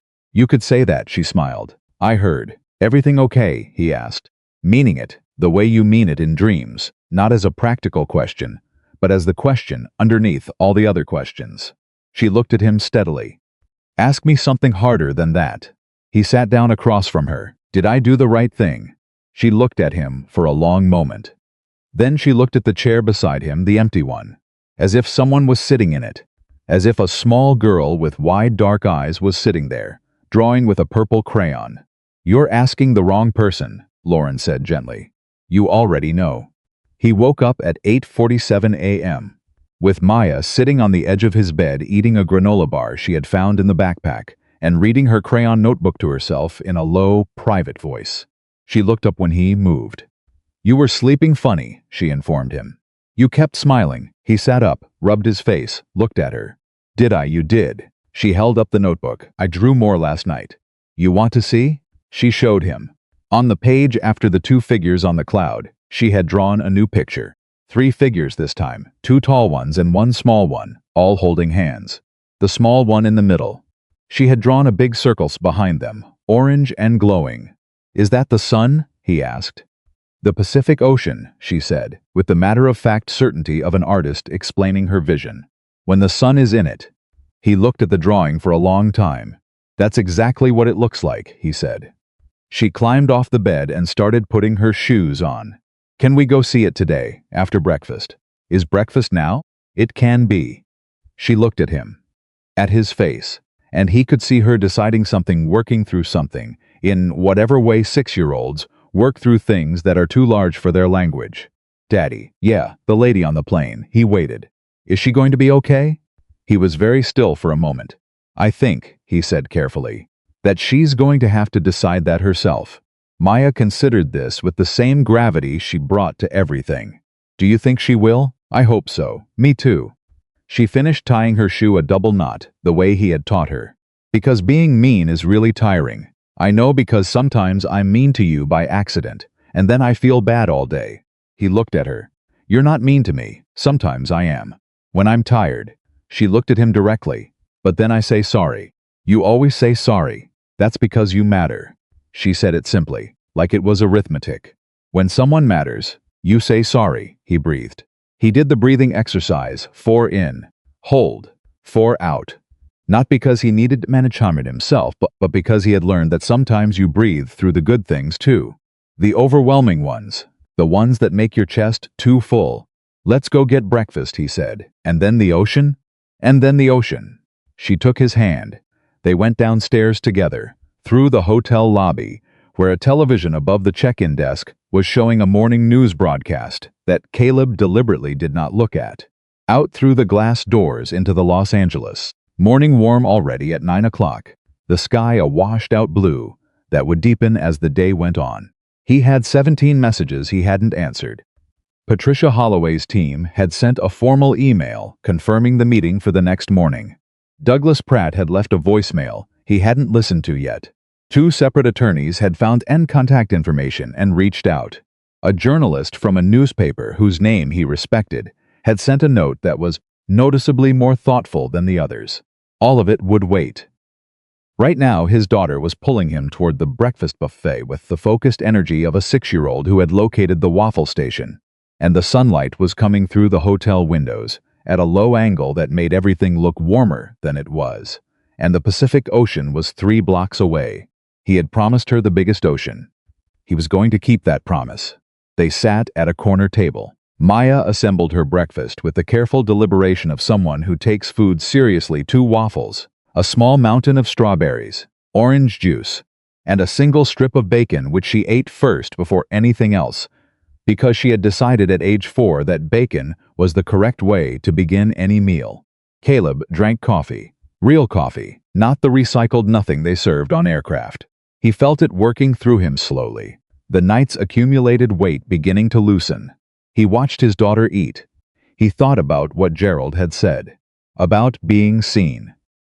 He thought about Priya, standing in the galley entrance, and saying I should have said something, the weight of that admission, and what it had cost her to make it publicly, and what it might mean that she had. He thought about the woman in 34A, who had not looked away. He thought about Marcus Webb, who had looked at his face, first before he said a single word. He thought about Patricia Holloway, standing in that terminal at 4 in the morning, in a suit she had put on in the middle of the night, saying, "That's me, as a person, telling you it was wrong." He thought about the gray-haired man with the paperback, who had stood up without knowing why. He thought about 11 million people who had watched his daughter put her hand on his cheek. And he thought about the question he had been turning over since somewhere over the Nevada desert. His daughter slept and the aircraft hummed and the dark went on and on. What comes after invisible? He was beginning to understand the answer. Not because the world had suddenly become a different place. Not because the incident had erased anything or changed the fundamental reality of what it meant to move through this country in his body with his daughter at his side. But because he had held on. Because he had responded instead of reacted. Because he had looked at his daughter in that moment and understood, at a level that went below words, that what she needed to see from him was not proof that the world was fair. It wasn't. And she would learn that. And he would be there when she did, but proof that a person could be treated unjustly and not become the injustice. Could be struck and not strike back. Could be reduced and refuse to be reduced. Could choose. That was what he had given her last night. Not a lesson. He hated that word, the way it made life into a curriculum. Just the truth. The simple, difficult, absolutely essential truth of who her father was when everything else was stripped away. And apparently, 11 million people had needed to see it too. Maya looked up from her waffles. "Daddy, are you thinking?" "A little. What about?" He picked up his coffee. "About what a good job you did last night." She frowned slightly. "I was asleep most of the time. Before that, I just talked to you." "I know. That's what I mean." She absorbed this, unsure whether it fully made sense, then decided to accept it and moved on with the pragmatic efficiency of a person who had waffles to finish. "After the ocean," she said, "can we get ice cream? It's going to be 10 in the morning. California ice cream." "What makes it California ice cream?" She thought about it. It's probably different here. What makes you say that? The Pacific Ocean is bigger. She shrugged, as if this explained everything, and for a 6-year-old's logic it did, and he found he could not argue with it. All right, he said. After the ocean, she went back to her waffles. He went back to his coffee. Outside the window, Los Angeles was fully awake now, moving through its morning with the restless, oblique energy of a city that is always becoming something else. Somewhere 3 blocks away, the Pacific Ocean was doing what it had always done, indifferent and enormous, and exactly as big as Maya had been told, waiting to be seen for the first time by a small girl in a yellow jacket with stars on the sleeve. Caleb finished his coffee. He did not know yet what the next days would look like. He did not know what the airline's investigation would find, or what the formal outcome for Vanessa would be, or how the public story would develop, or what he would say in the statement he would eventually have to make. He did not know which of the decisions in front of him, the attorney calls, the media inquiry, Patricia Holloway's meeting, would matter most in the long run. He did not know any of it. But he knew this. He had been a man who walked away from being known, who had built 5 years of careful invisibility around a grief he was still learning to carry. And he had been on an aircraft last night, with his daughter beside him, and the world had moved in the way it sometimes moves suddenly, without warning, revealing pressure points and character and truth all at once, and he had been there for it. Fully there, not hiding, not disappearing, there, and his daughter had seen him. That was the thing.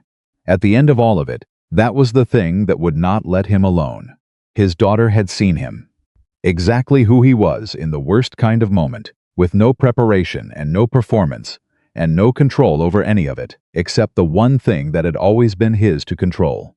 Himself. I'm done, Maya announced. She had consumed the waffles, the strawberries, the bacon, and most of the orange juice. She looked satisfied in the complete way of someone who has prepared adequately for what comes next. Caleb stood up, held out his hand. She took it. They walked out of the hotel into the California morning, into the salt warm air and the low western light, heading toward the ocean. She had asked to see toward the biggest ocean, toward the proof that biggest was real, and whatever came after, whatever the world was about to bring toward them, could wait 3 more blocks. It could wait. Maya saw the Pacific Ocean for the first time at 9:52 in the morning. She didn't say anything. That was the part Caleb hadn't expected. He had braced himself for the reaction, for the shriek of delight, the pulling toward the water, the rapid-fire questions that his daughter deployed whenever something new and large entered her world. Oh, he had expected volume. Instead, she just stopped walking. They had come through the pedestrian access between 2 buildings, and the ocean appeared suddenly, the way it does in Los Angeles, not gradually, not announced, just there, enormous and silver blue, and going on forever, in a way that the mind has to adjust to receive. The waves were long and low this morning. The beach was not yet crowded. The air smelled of salt and cold and something ancient. Maya stopped. Her hand went tight in Caleb's. She looked at it for a long time without speaking. He waited. "Daddy," she said finally, in a voice he had never quite heard from her before. Quieter than her usual voice, more interior. "Yeah. It doesn't have an end. No, it doesn't. You can't see where it stops. It stops in Japan, eventually." She looked at him. "Japan is real? Very real." She looked back at the ocean. "And the same water that's here goes all the way there. The same water." She was quiet for another full minute. Processing. Filing. Building whatever internal structure a 6-year-old builds around a thing that is too large for ordinary categories. Then she let go of his hand, bent down, and picked up a small piece of shell from the sand.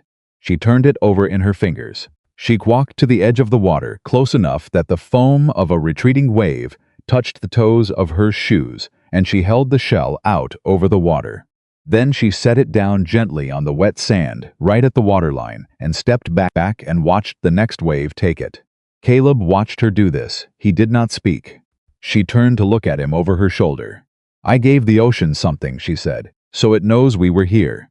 He had to look away for a moment. He looked at the horizon, that clean, absolute line, where water became sky, and he breathed. 4 in, hold, 4 out. When he looked back, Maya was watching him with those eyes. "Are you okay, Daddy?" "Better than okay," she evaluated this. Decided it was true. Good, she turned back to the water. I want to find more shells. All right, a lot of shells. However many you want. She started walking along the waterline, bent slightly forward, studying the sand with the focused intensity of a professional archaeologist who has been given a limited excavation window. He walked beside her. The morning was warming up. Somewhere behind them the city hummed, with its usual indifferent energy. But here, at the edge of the biggest ocean, it was distant enough to be irrelevant. His phone buzzed. He looked at it. Douglas Pratt. He had been avoiding this call since last night, not because he didn't want to speak to Douglas, but because he hadn't been ready. Douglas Pratt was the kind of person whose calls demanded that you be ready, not in a formal sense, but internally. Douglas had a way of seeing through the surface of a conversation that required you to have already thought through what was underneath. He answered.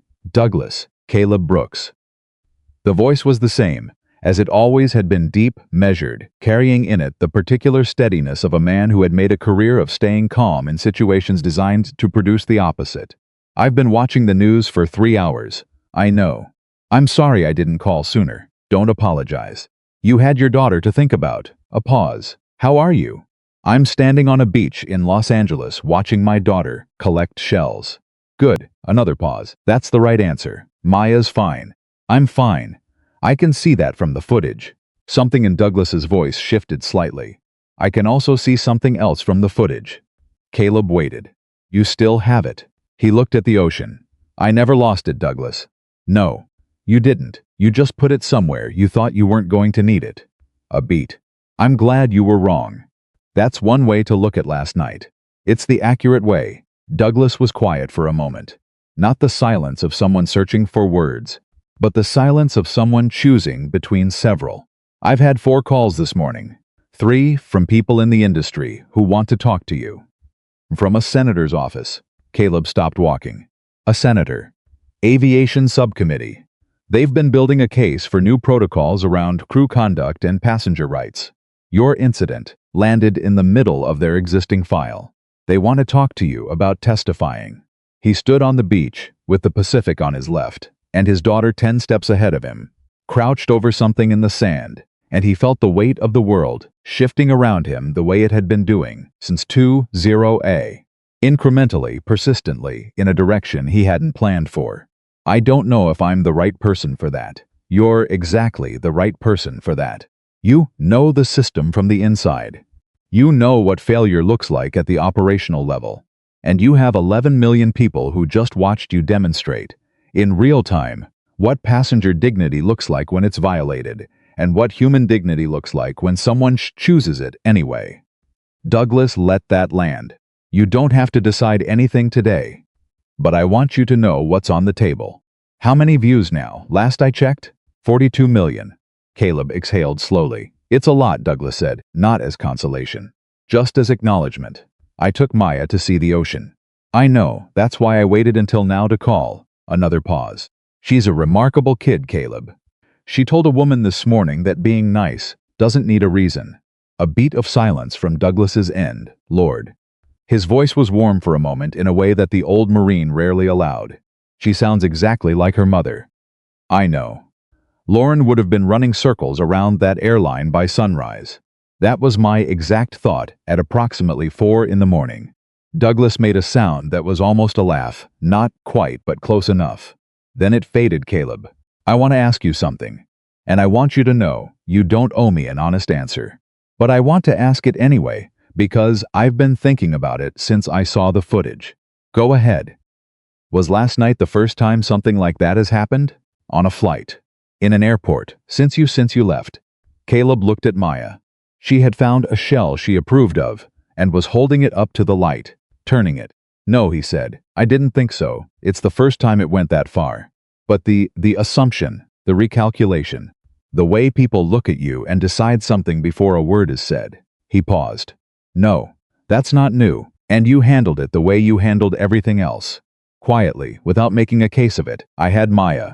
You had Maya last night too. He didn't answer. I'm not criticizing, Douglas said. I want to be clear. The way you handled last night, that was extraordinary. Anyone who has ever done what we did, who understands what it takes to hold yourself together when every instinct says otherwise. As they saw what you did, and they understood the cost of it. The real cost. He paused. What I'm asking is whether being invisible has been whether it's been serving you, or whether it's been costing you something you haven't been tallying. The waves came in, went out. Both, Caleb said. Yeah, I thought so. Maya turned around with her shell and held it up for him to see. He gave her a thumbs up. She turned back to the water. The senator's office, Caleb said. What exactly do they want? They want your expertise, your professional background. They want what you know about the systemic crew training, de-escalation protocols, the way accountability works, or doesn't in that environment at altitude. And they want the fact that you experienced what you experienced. After knowing what you know, the combination of those two things doesn't come along often. I'm not interested in being a symbol. I know. That's not what they're asking for. They're asking for a witness. There's a difference. That word landed differently than Douglas probably intended it to. Witness. The same word Caleb had used in his own mind the night before, watching the cabin shift from observers to witnesses. A witness is someone who doesn't look away. A witness is someone who goes on record. I'll take the meeting, Caleb said. Good, not today. Not today, when you're home. Douglas paused. Enjoy California, Caleb. Your daughter's waiting. He looked at Maya, who had moved further down the waterline and was now in an animated, one-sided conversation with a large piece of driftwood she had apparently decided needed her attention. I'll call you next week, Caleb said. I'll be here. And then, before hanging up, Caleb. Yeah, I said it when you left, and I'll say it again now. We didn't lose you when you walked out that door. We just didn't know where you'd gone. A beat.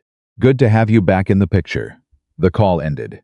He put the phone in his pocket. He walked to where Maya was crouching beside the driftwood and stood beside her. It's a good one, she informed him, not looking up. The driftwood? It's been everywhere. You can tell because it's really smooth. The water smoothed it down. She ran her palm over the pale, weathered surface. It's been in the ocean for a long time. He crouched beside her, looked at the driftwood. How can you tell it's been everywhere? Because it's here, she said, with the unassailable logic of someone who has already worked this out. If it wasn't going everywhere, it would have stayed put. He looked at the wood, at the smooth, patient surface worn down by everything it had moved through. Yeah, he said quietly, you're right. The meeting with Patricia Holloway's team happened the following morning in a conference room on the 4th floor of the airline's Los Angeles Operations Center. It was a glass-walled room that looked out over the airport, and you could see the aircraft moving on the distant tarmac through the windows slow, enormous, in the unhurried procession of ground operations. Caleb had been in rooms like this before, from the other side of the table. He sat down with the quiet ease of a man who had conducted these meetings, and Patricia Holloway, across from him, read just it, the way he read the room when he entered it, the way he positioned himself with the windows at a slight angle rather than directly behind him, the way he set his phone on the table face up rather than face down, a small signal that he wasn't hiding anything and wasn't concerned about what they might be recording. There were 3 other people in the room, 2 from the airline's legal team, one who was introduced as a representative from the airline's passengers relations division. They all had tablets. They all had the careful, diplomatic bearing of people who had been through extensively before this meeting. Patricia had a folder in front of her that she did not open until everyone was seated. Mr. Brooks, thank you for meeting with us. She paused. Before we begin the formal process, I want to tell you something. I reviewed the footage personally at 4:30 this morning. The complete footage, all 11 camera angles we have access to in that section of the aircraft. I also reviewed the incident reports filed by Marcus Webb and by Priya Chen, who submitted a voluntary supplementary account that went beyond what was required of her. She paused. I want you to know that the account in those reports and the account in that footage are completely consistent with everything you told me at the terminal. I know, Caleb said. She absorbed that. You knew we'd check. You always check. That's why I asked Marcus to pull the footage first. The footage should be the primary record. My account and Vanessa's account are both subject to perspective. The cameras aren't. The legal representative on Patricia's left a woman in her 40s, with reading glasses pushed up on her forehead. looked at him with an expression that was trying to remain neutral and not entirely succeeding. "Mr. Brooks, can I ask what your background is, formally?" "You can look it up. A beat. We did," she said. "I want to confirm it from you." He looked at her steadily. 11 years in aviation security. Federal clearance level, which I won't specify further. Specialized in crew training, emergency response protocol development, and threat assessment evaluation. I consulted for 7 major carriers, 3 federal agencies, and 1 international aviation regulatory body. He paused. "I resigned 5 years ago to raise my daughter." The room was quiet. Patricia folded her hands on the folder. "The reason I asked," she said carefully, "is that it changes the framing of what happened on this flight. Not legally. What happened to you would be unacceptable, regardless of who you were. But in terms of the full picture," she paused, "you have more expertise in the behavioral dynamics of what occurred last night than anyone currently employed by this airline. Probably. Which means you understood exactly what was happening at every stage." "Yes, and you chose to respond the way you did." "Yes." Why? The room waited. Caleb looked at Patricia Holloway. He had been asked a version of this question by Sandra, by Gerald, by the implicit interrogation of 42 million people who had watched the footage and formed their own theories. He had been turning it over since the aircraft wheels left the Atlanta runway. "Because my daughter was watching," he said, "and because I understood what the moment required. Not what I wanted to do, what the moment required." He paused. "When you've spent 11 years learning how to de-escalate, you don't stop knowing how to do that just because you're the passenger instead of the specialist. You carry it with you." Another pause. "And because someone taught me a long time ago that there are 2 kinds of responses in a crisis. The one that feels right, and the one that is right. They're not always the same. The work is knowing the difference." Patricia looked at him for a long moment. "Who taught you that?" "A man named Douglas Pratt." She wrote the name down. He was mildly surprised by that. The meeting lasted 2 hours and 11 minutes. It covered the formal incident documentation, the airline's internal investigation process, the status of Vanessa Whitmore's employment. She had been suspended, pending the investigation's conclusion, and the airline's proposed response, which included a formal written apology, a complete review of the carrier's passenger conduct protocols, and the initiation of a mandatory de-escalation and implicit bias training program for all cabin crew. The last item had been added that morning. Caleb looked at it on the document. Patricia slid across the table. "The training program," he said. "Yes. Who's developing the curriculum?" She looked at him. "That's still being determined." He held her gaze for a moment. "I might know someone who could help with that," he said. The legal representative's pen stopped moving. Patricia did not change her expression, but something behind her eyes shifted, a door opening. "I'd be very interested in that conversation. It's not an offer yet. It's a possibility. Understood. And it would be contingent on the investigation being completed correctly. Not quickly. Correctly. We understand the distinction. I want Priya Chen's supplementary report, formally acknowledged in the process. She took a professional risk by filing it voluntarily. That should be on record. It will be. And the passengers who provided footage, they cooperated with the airline's request to preserve and share their recordings. I'd like the airline to communicate directly with each of them. Not a form letter." Patricia looked at him for a moment. "Mr. Brooks, I want to say something to you that is not in any of these documents." He waited. "Last night, on that flight, you were treated in a way that was degrading, discriminatory, and physically violent. You were treated that way in front of your child. And then when you had every justification in the world to respond with anger, to escalate, to use your knowledge of this industry to make things considerably more difficult for everyone involved, chose something else." She paused. "I've been in this industry for 23 years.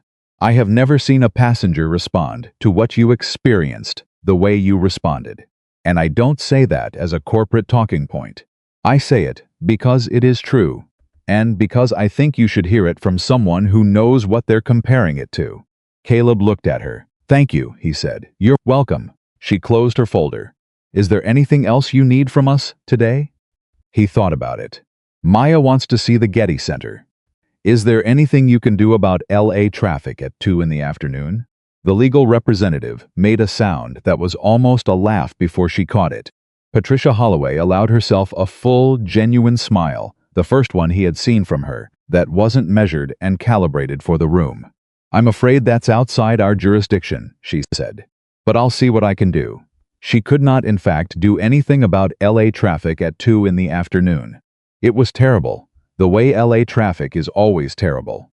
In that particular grinding stop-and-go way that tourists find maddening and locals have turned into a philosophy.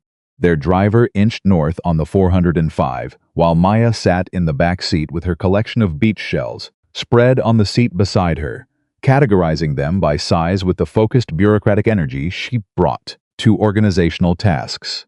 Caleb's phone had been going all morning.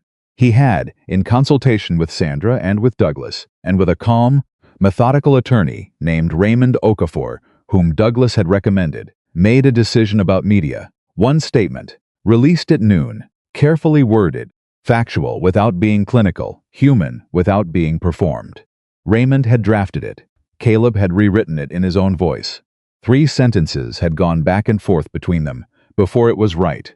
The statement said that he was a father, traveling with his daughter, that he had been treated with consistent disrespect, escalating to physical assault, that he had responded the way he had because he believed, in that moment, that his daughter needed to see what it looked like to choose dignity over reaction, and that he hoped the process now underway would result in changes that protected the next person who found them in that aircraft cabin without his particular background and without Gerald Sutton in the seat 4 rows up. That last part had been his addition. Raymond had pushed back on it. Caleb had kept it. The statement had gone out at noon. By the time they were in traffic on the 405, it had been read by another 20 million people. He put his phone in his jacket pocket and looked at Maya's shell collection. Which one's your favorite? She considered the lineup with the seriousness of a curator. This one, she held up a spiral shell, pale tan, slightly chipped at the tip. Because it looks like it's been somewhere. He thought about the driftwood. Yeah, he said, I can see that. Also this one. She held up a tiny, almost perfectly round piece of something, not quite a shell, more a fragment of something larger that had been worn down to this small, complete shape. I don't know what it is, but it's smooth. The ocean smoothed it. Like the driftwood. Exactly like the driftwood. She put both shells very carefully in the front pocket of the yellow jacket. The traffic inched forward. Daddy, yeah. At the meeting this morning, she had been in the waiting area outside the conference room with an airline employee named James, who had shown her how to fold paper airplanes from the company's letterhead stationery. An activity she had embraced with total commitment. Was it about the lady from the plane? It was. What did they say? He looked at her. They said they were sorry, and they said they were going to make sure it didn't happen to anyone else. She thought about this. How are they going to do that? They're going to train people better. Teach their crew how to treat passengers. Like school? Like school. Do you think it will work? He paused. Honest was the only language that worked with her. She detected everything else. I think it can work if they do it right, he said. And I think I might be able to help them do it right. She looked at him sharply. You would work for the airplane people? Maybe. In a small way, because of what happened. Because of what happened. And because of what I know. And because. He stopped. Chose carefully. Because sometimes something bad happening to you is the thing that puts you in the right place to make sure it doesn't happen to someone else. She turned this over. So something bad that happens to you can become something good? Sometimes, if you let it. How do you let it? You don't run from it. You don't pretend it didn't happen. You stay in the room with it, long enough to understand what it's asking of you. She was quiet for a moment. The shell, she said. He blinked. What? The shell I kept. The one that's been somewhere. She put her hand in her pocket and touched it. It probably got broken to become that shape. But now it's my favorite one. He looked at his daughter. 11 million people had watched a video and taken something from it. 42 million now. Commentators were building careers on their analysis of it. A senator's office was building legislative language around it. An airline was rewriting its training protocols because of it. And a 6-year-old in a yellow jacket in LA traffic had just said the same thing. All of them were circling in one sentence, with a shell as her evidence. He reached over and put his hand on top of hers, over the pocket where the shell was. Yeah, he said, exactly like the shell. The Getty was extraordinary in the way that Los Angeles manages to be extraordinary, expansively, almost aggressively beautiful. The kind of place that makes you feel slightly inadequate for not having been there sooner. Maya moved through it with the alert, proprietary gaze of someone who had decided from the first moment that Ponsley belonged here. She stopped in front of a painting, a 17th-century Dutch interior. Nothing dramatic, just a woman reading a letter by a window, the light falling on her in that specific Vermeer-adjacent way that stops you without knowing why. Maya stood in front of it for a long time. Caleb stood beside her. "What's she reading?" Maya asked. "Nobody knows. It was painted 500 years ago. The painter never said. Is it good news or bad news? What do you think?" Maya studied the woman's face, the slight downward tilt of it toward the letter, the quality of stillness in the posture.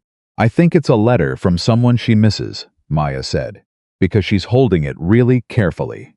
Like it matters." Caleb looked at the painting. "You might be right.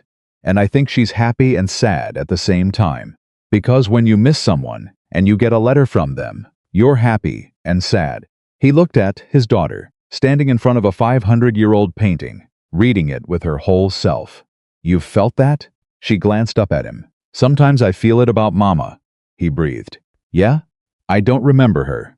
But sometimes I look at pictures of her, and I'm happy because she's smiling and sad because she's not here." She looked back at the painting. "Is that weird?" "No," he said. "That's exactly right. That's exactly what it is." She nodded slowly, like this confirmed something. Then she turned to him, fully turning away from the painting, and she looked at his face with those wide, honest eyes. "Daddy, do you think Mama knows about last night?" He was still for a moment. "I think," he said carefully, "that if she does, she's not worried about the lady on the plane. I think she's looking at you, and what you said and what you did. And I think she stopped, felt the familiar interior pressure, breathed through it. I think she's very proud of you." Maya considered this with full seriousness. "She'd be proud of you too," she said. "I hope so. I know so." Simple, final. The way she always said the things she was most certain of. He put his arm around her shoulders, and she leaned into him, and they stood like that in front of the 500-year-old woman with her letter, in a gallery in Los Angeles, in the middle of a Tuesday afternoon. While somewhere in the world the story of last night kept moving through millions of screens and conversations and arguments and think pieces and television segments. All of that was real, and this was also real, both things at once. That evening, back at the hotel, while Maya was asleep, and the city was doing whatever Los Angeles does, at 10 o'clock on a weeknight, which is most things. Simultaneously, Caleb sat at the small desk, with his phone and his coffee, and called the one person he hadn't called yet. Priya Chen answered on the third ring. She sounded surprised to hear his voice. "Mr. Brooks, Caleb, please." He paused. "I wanted to call you. I should have done it earlier. You didn't owe me a call." She stopped. "Your supplementary report. I had to file it. I should have said something during the flight. I didn't. And that was wrong. The report was the least I could do." "It took courage," he said. "The report went on record, without being required. That's not a small thing, professionally. I know." A breath. "I've been a flight attendant for 4 years. She's been one for 19. In that cabin." She stopped again. "It doesn't matter.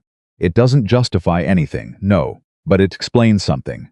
I kept thinking about your daughter. The whole rest of the flight, after Marcus handled it. I kept thinking about what she saw. She's okay.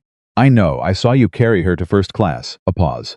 "That was the moment. When I saw you carry her, I thought this man is doing what he's been doing all night. Taking care of her. While all of it is happening. Just taking care of her." Caleb sat with that for a moment. "Can I ask you something?" he said. "Of course. Do you still want to be doing this work?" A long pause. "I love flying," she said slowly.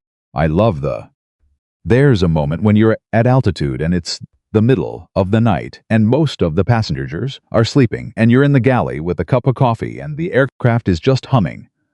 And you can feel that you're moving through the world at 500 miles an hour, and everything is just still. I love that moment. But last night reminded me that the job isn't that moment. The job is the people. And I've been letting people like Vanessa teach me how to handle people. And I don't think that's been right. Another pause. I'm going to request a transfer to the training division. When this is over, have you talked to anyone about that yet? Not officially. Talk to Patricia Holloway, directly. Not through channels. Go directly to her. I think she's looking for people who understand what went wrong last night from the inside. I think a 4-year flight attendant who filed a voluntary supplementary report and is asking to move to training is exactly the conversation she wants to have. A pause. Tell her I suggested you call. Silence from Priya's end. Then, why are you doing this? Because you stayed in the room with what happened, Caleb said. You didn't look away. You didn't hide behind procedure. You filed the report and you answered Marcus's questions, and you got me and Maya those pillows without being asked twice. He paused. In my experience, the people who stay in the room are the ones who can change what the room looks like. A long silence. Thank you, Priya said quietly, the word carrying considerably more weight than its syllables. Take care of yourself, he said, and call Patricia. After he hung up, he sat at the desk for a long time without picking up the phone again. He thought about Douglas's question on the beach, whether invisibility had been serving him or costing him. Both, he had said, the honest answer. But sitting here now, at the end of the day that had followed the night, that had followed the flight, sitting here, with a daughter asleep in the next bed, and a shell in her jacket pocket, and a painting of a woman with a letter still somewhere. In the back of his mind, the calculus was shifting. He had spent 5 years protecting Maya from a world that was difficult. He had spent 5 years being invisible so that the world's difficulty arrived at him first and never reached her uncushioned. But last night she had seen it, undiluted. She had been awake for it, and she had watched him, and she had put her hand on his cheek, and then she had told him that being nice doesn't need a reason, and then she had carried a shell on a beach and let the ocean take something of hers. And then she had stood in front of a 500-year-old painting and told him she was happy and sad at the same time about her mother, and that the broken shell was her favorite one because it had been somewhere. She didn't need him to be invisible. She needed him to be present. There was a difference. He opened his laptop. He opened a blank document. He stared at it for a moment. Then he began to write. Not a statement, not a report, not a professional document. He wrote to Maya. A letter in plain language that she would be old enough to read in a few years. About who her mother was. About who he had been before she was born and who he had become after. About last night, the real version, the interior version that the cameras hadn't captured. About what he had felt in that middle seat when Vanessa's hand came across his face and the cab went silent and every person in the aircraft held their breath, waiting for him to become something that he refused to become. About what it had cost, about why it had been worth it. He wrote for 2 hours. The city went quieter outside. Maya turned over in her sleep and murmured something, and settled again. When he finished, he sat back and read it from the beginning.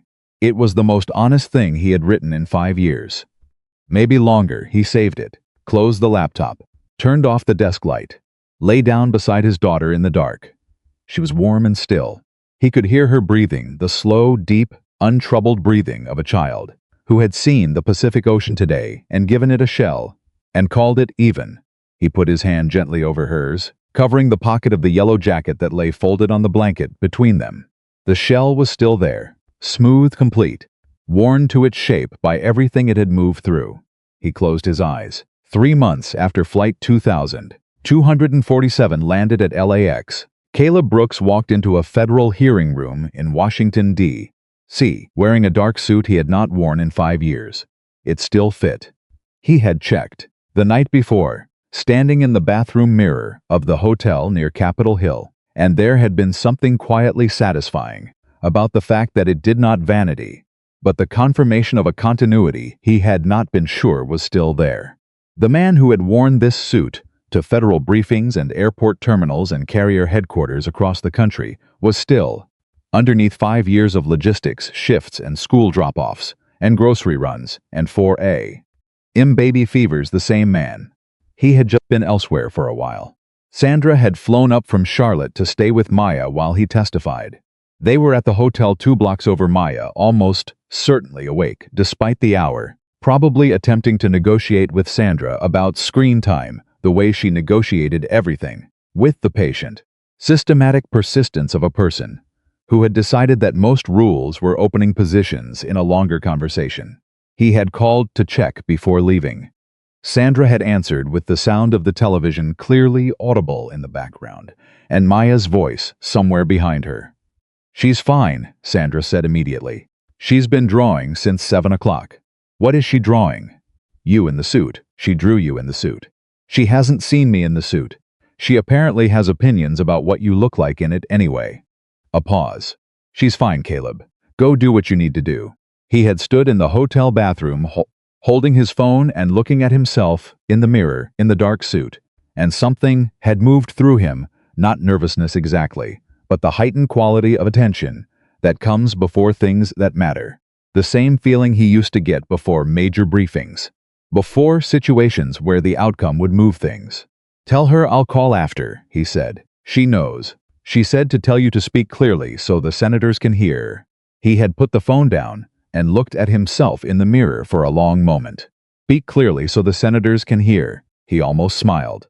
Almost. The hearing room was large and high-ceilinged, with the particular gravity of official spaces, dark wood, careful lighting, the faint institutional smell of carpet and paper, and decades of formal proceedings. There were cameras. There were people in suits, arranged in the specific geometries of government processes. There was a long table at the front, behind which 6 members of the Aviation Safety and Passenger Rights Subcommittee were already seated, with water glasses and nameplates and the practiced, neutral expressions of people who had heard a great deal in rooms like this one. Douglas Pratt was in the gallery. Caleb saw him when he walked in broad-shouldered, upright, in a charcoal jacket, watching the door. When their eyes met, Douglas gave him a single nod. The kind of nod that means ready when you are. "That means I've got the 6 o'clock position. That means you've done harder things than this, and I watched you do them." Gerald Sutton was 3 seats down from Douglas. He had flown in from Houston. He had not told Caleb he was coming until the night before, when he'd sent a text that said simply, 4A tomorrow. Different kind of aircraft. Caleb had read it, standing in the hotel lobby, and understood immediately. Raymond Okafor, his attorney, was at the table beside him. He had a legal pad and 3 pens, all the same brand, arranged parallel to each other. Caleb had come to understand in the past 3 months that Raymond's precision was not compulsive, it was functional. The man thought the way he organized, cleanly and without waste. "You ready?" Raymond said quietly. "Yes, same as we discussed. You don't need to perform anything. You just need to tell the truth in the order it happened and answer what you know." "I know. And if anyone goes somewhere political with their questions, I'll bring it back to the operational." "Good." Raymond adjusted his second pen a millimeter. "You've been in rooms like this before, not from this seat." Raymond looked at him. "How does it feel?" Caleb considered the question honestly. "Right," he said. "It feels right." The subcommittee chair called the session to order. Her name was Senator Diana Reeves, late 50s, Texas, a record on aviation safety that Douglas had described as genuinely independent of party lines, which, in Douglas's assessment, was the highest praise he gave anyone in elected office. She looked at Caleb when the introductions were completed, and her gaze was the direct evaluating gaze of someone who had been doing this long enough to read a witness before they said a word. "Mr. Brooks, thank you for being here. I want to start by saying something to you before this proceeds." She paused. "You are here today not because of what happened to you on that aircraft, though what happened to you, and this committee takes it seriously. You are here because of what you know and because of who you are, and because the combination of those 2 things is rare, and we would be failing in our responsibility to air travel safety if we didn't listen to you carefully." She folded her hands. "So I am going to ask you to tell us what happened on Flight 2247 on that night, and then I'm going to ask you to tell us what it means. Not emotionally, operationally." as someone who has spent 11 years on the other side of this situation. Can you do that? Caleb looked at her. Yes, ma'am. I can. He spoke for 47 minutes without notes. He began with the boarding process, the first interaction with Vanessa, the micro signals he had read, and the decision he had made to de-escalate preemptively, the calculation that was automatic and unconscious, because 11 years of training had made it so. He walked through each escalation point with the precision of a professional who understood exactly what he was describing and why it mattered not as grievance, but as system failure. Not as one woman's bad choices, but as the product of an environment that had failed to build adequate accountability structures at the point of maximum friction. He explained. Altitude psychology, the specific ways that the pressurized cabin environment affects interpersonal dynamics, amplifies authority gradients, and removes the social checks that operate on the ground. He explained how crew training protocols had not kept pace with what the research on those dynamics had been showing for a decade. He explained the gap between what airlines required crews to know about safety and what they required them to know about human behavior under stress. He explained what it looked like from the inside when a passenger complaint system was designed to protect the carrier rather than document the truth. He explained what Priya Chen had done filing a voluntary supplementary report and why the fact that it was remarkable meant the system had a problem.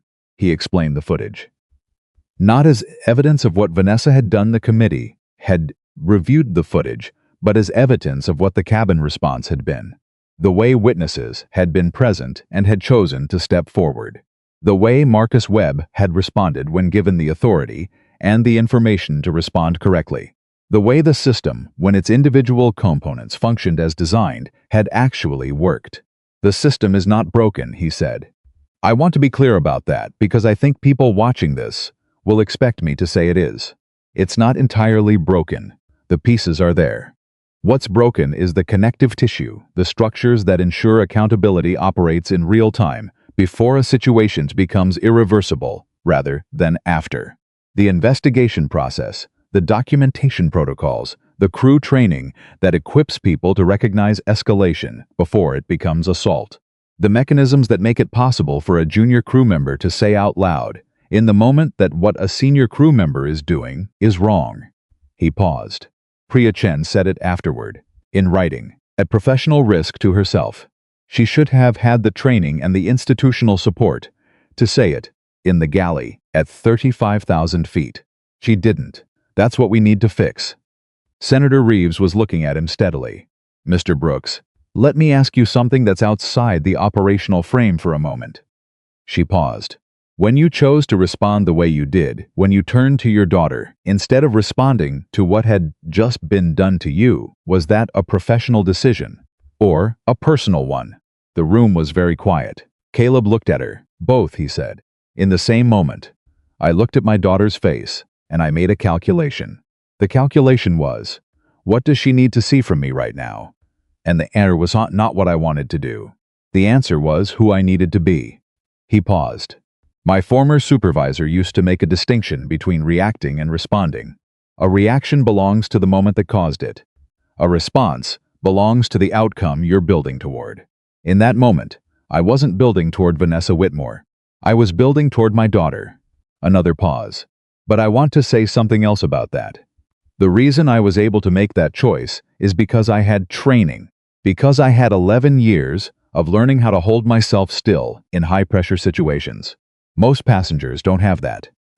Most people on that flight, any flight, don't have a Douglas who spent years teaching them the difference between reacting and responding. They're in that cabin with their fear and their dignity and no roadmap for what to do when the person with uniform decides to make them a problem. He looked at the committee. The training shouldn't be for the passengers. The training should be for the crew, so that passengers never need it. He heard something shift in the room. Not sound, something beneath sound. The quality of attention changing. Senator Reeves wrote something down. The hearing continued for another hour and 40 minutes. 6 senators asked questions. 3 of them were technical about protocol gaps, about documentation standards, about the specific regulatory language that would need to change. 2 were more personal, probing carefully at the edges of race and institutional bias, which Caleb addressed directly and without deflection, because he had decided before walking into the room that he was not going to allow the operational truth of what he was saying to be separated from the human truth of who it had happened to. And why? The 6th senator, a man from Ohio, older, who had been largely silent through the proceedings, leaned forward when it was his turn and looked at Caleb with the expression of someone who had been holding a specific question for a long time. Mr. Brooks, you mentioned your daughter several times in your testimony. You talked about what she needed to see from you. I want to ask about the other direction. A pause. What did she teach you that night? Caleb looked at him. He hadn't expected that question. He took a breath. Let it settle. She taught me, he said slowly, that the things we model for our children don't disappear into them. They come back. She put her hand on my face in that cabin. 6 years old. And what she was doing, what she was giving me, was exactly what I had been trying to give her for 5 years. She was saying, I see you, I'm with you, you're not alone in this. He paused. I had been so focused on what I needed to show her that I hadn't noticed she was already showing it back to me. Another pause. She also told me that being nice doesn't need a reason, which I think is at the end of everything, the thing that should be in the first line of every airline's training manual. The senator from Ohio sat back. He didn't write anything down. He just nodded once, slowly, the nod of a man who has received an answer that doesn't need improvement. After the hearing, in the corridor outside the hearing room, Douglas found him before anyone else did. He put his hand on Caleb's shoulder, the same brief, firm contact he had made at the exit of the federal building 5 years ago, when Caleb handed in his badge. The gesture had the quality of a language between them that didn't need translation. Well done, Douglas said. Thank you for being here. I wouldn't have been anywhere else. He looked at Caleb for a moment. You know what changes today? I know what I said in there. I don't know what they do with it. They'll do something. Senator Reeves has been building toward this for 2 years. She needed someone who could speak to both sides of the issue, the professional infrastructure and the lived experience. You're the only person in the country who can do that from the same chair.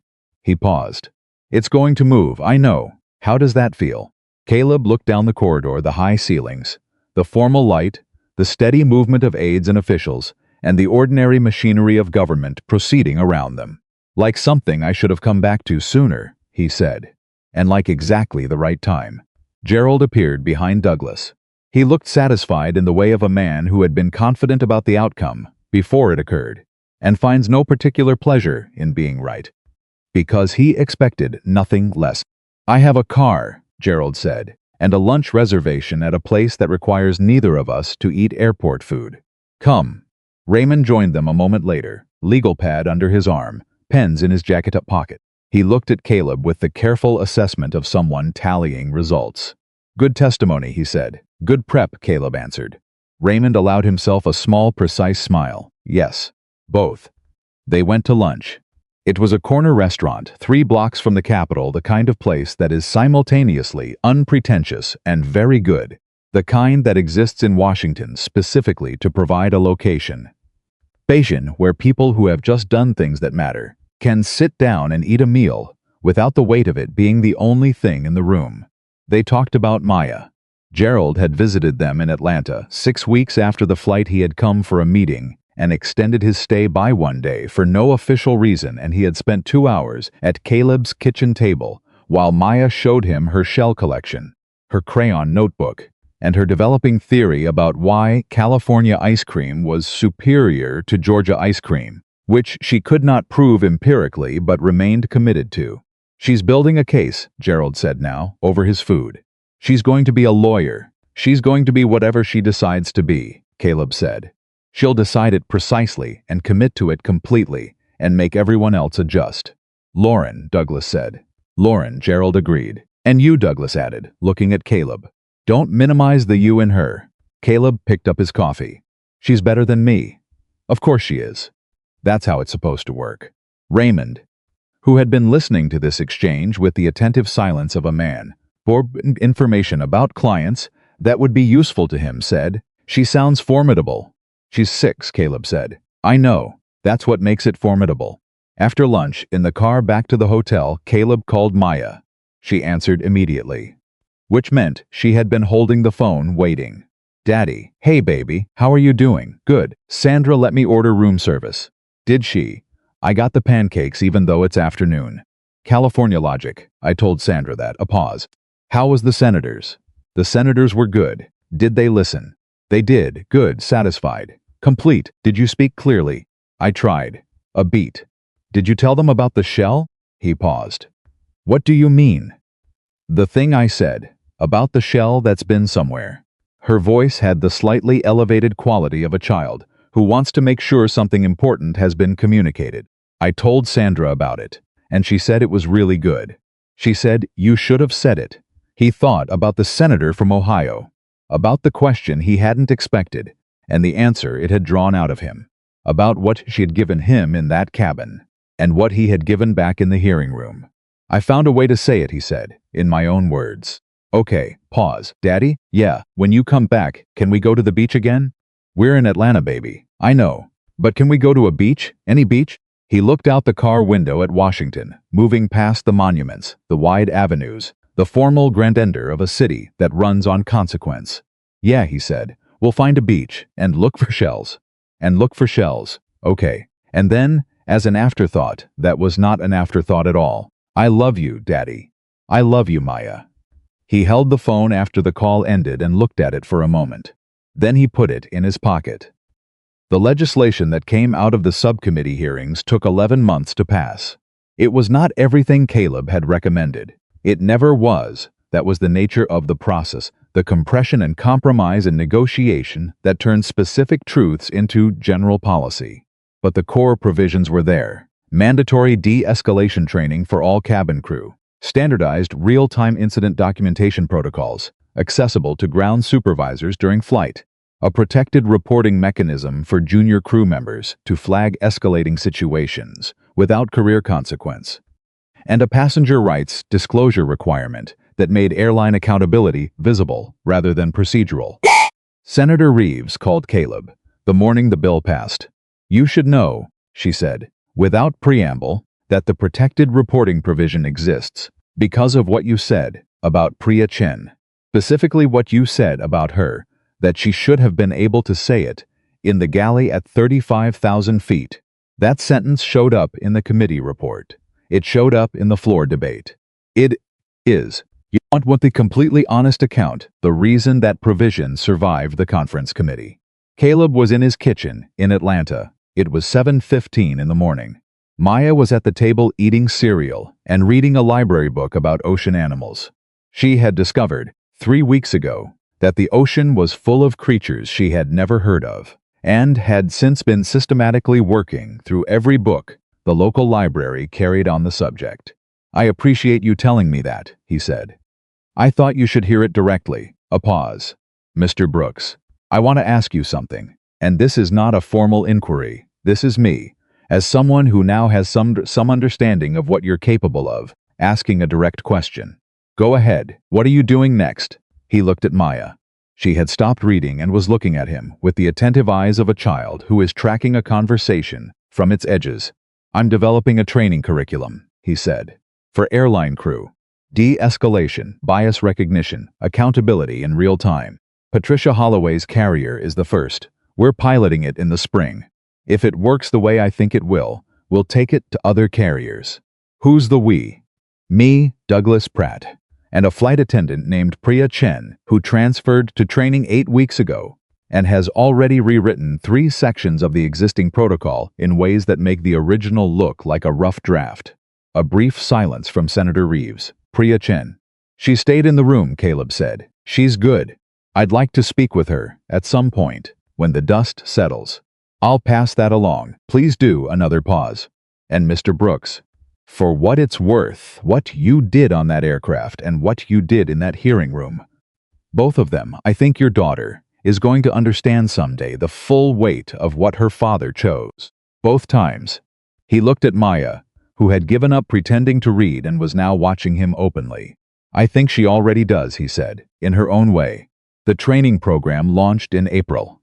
It was a 3-day intensive for flight crew, structured in a way that was deliberately unlike anything that currently existed in airline training because had looked at everything that currently existed and understood that the problem was not a lack of rules.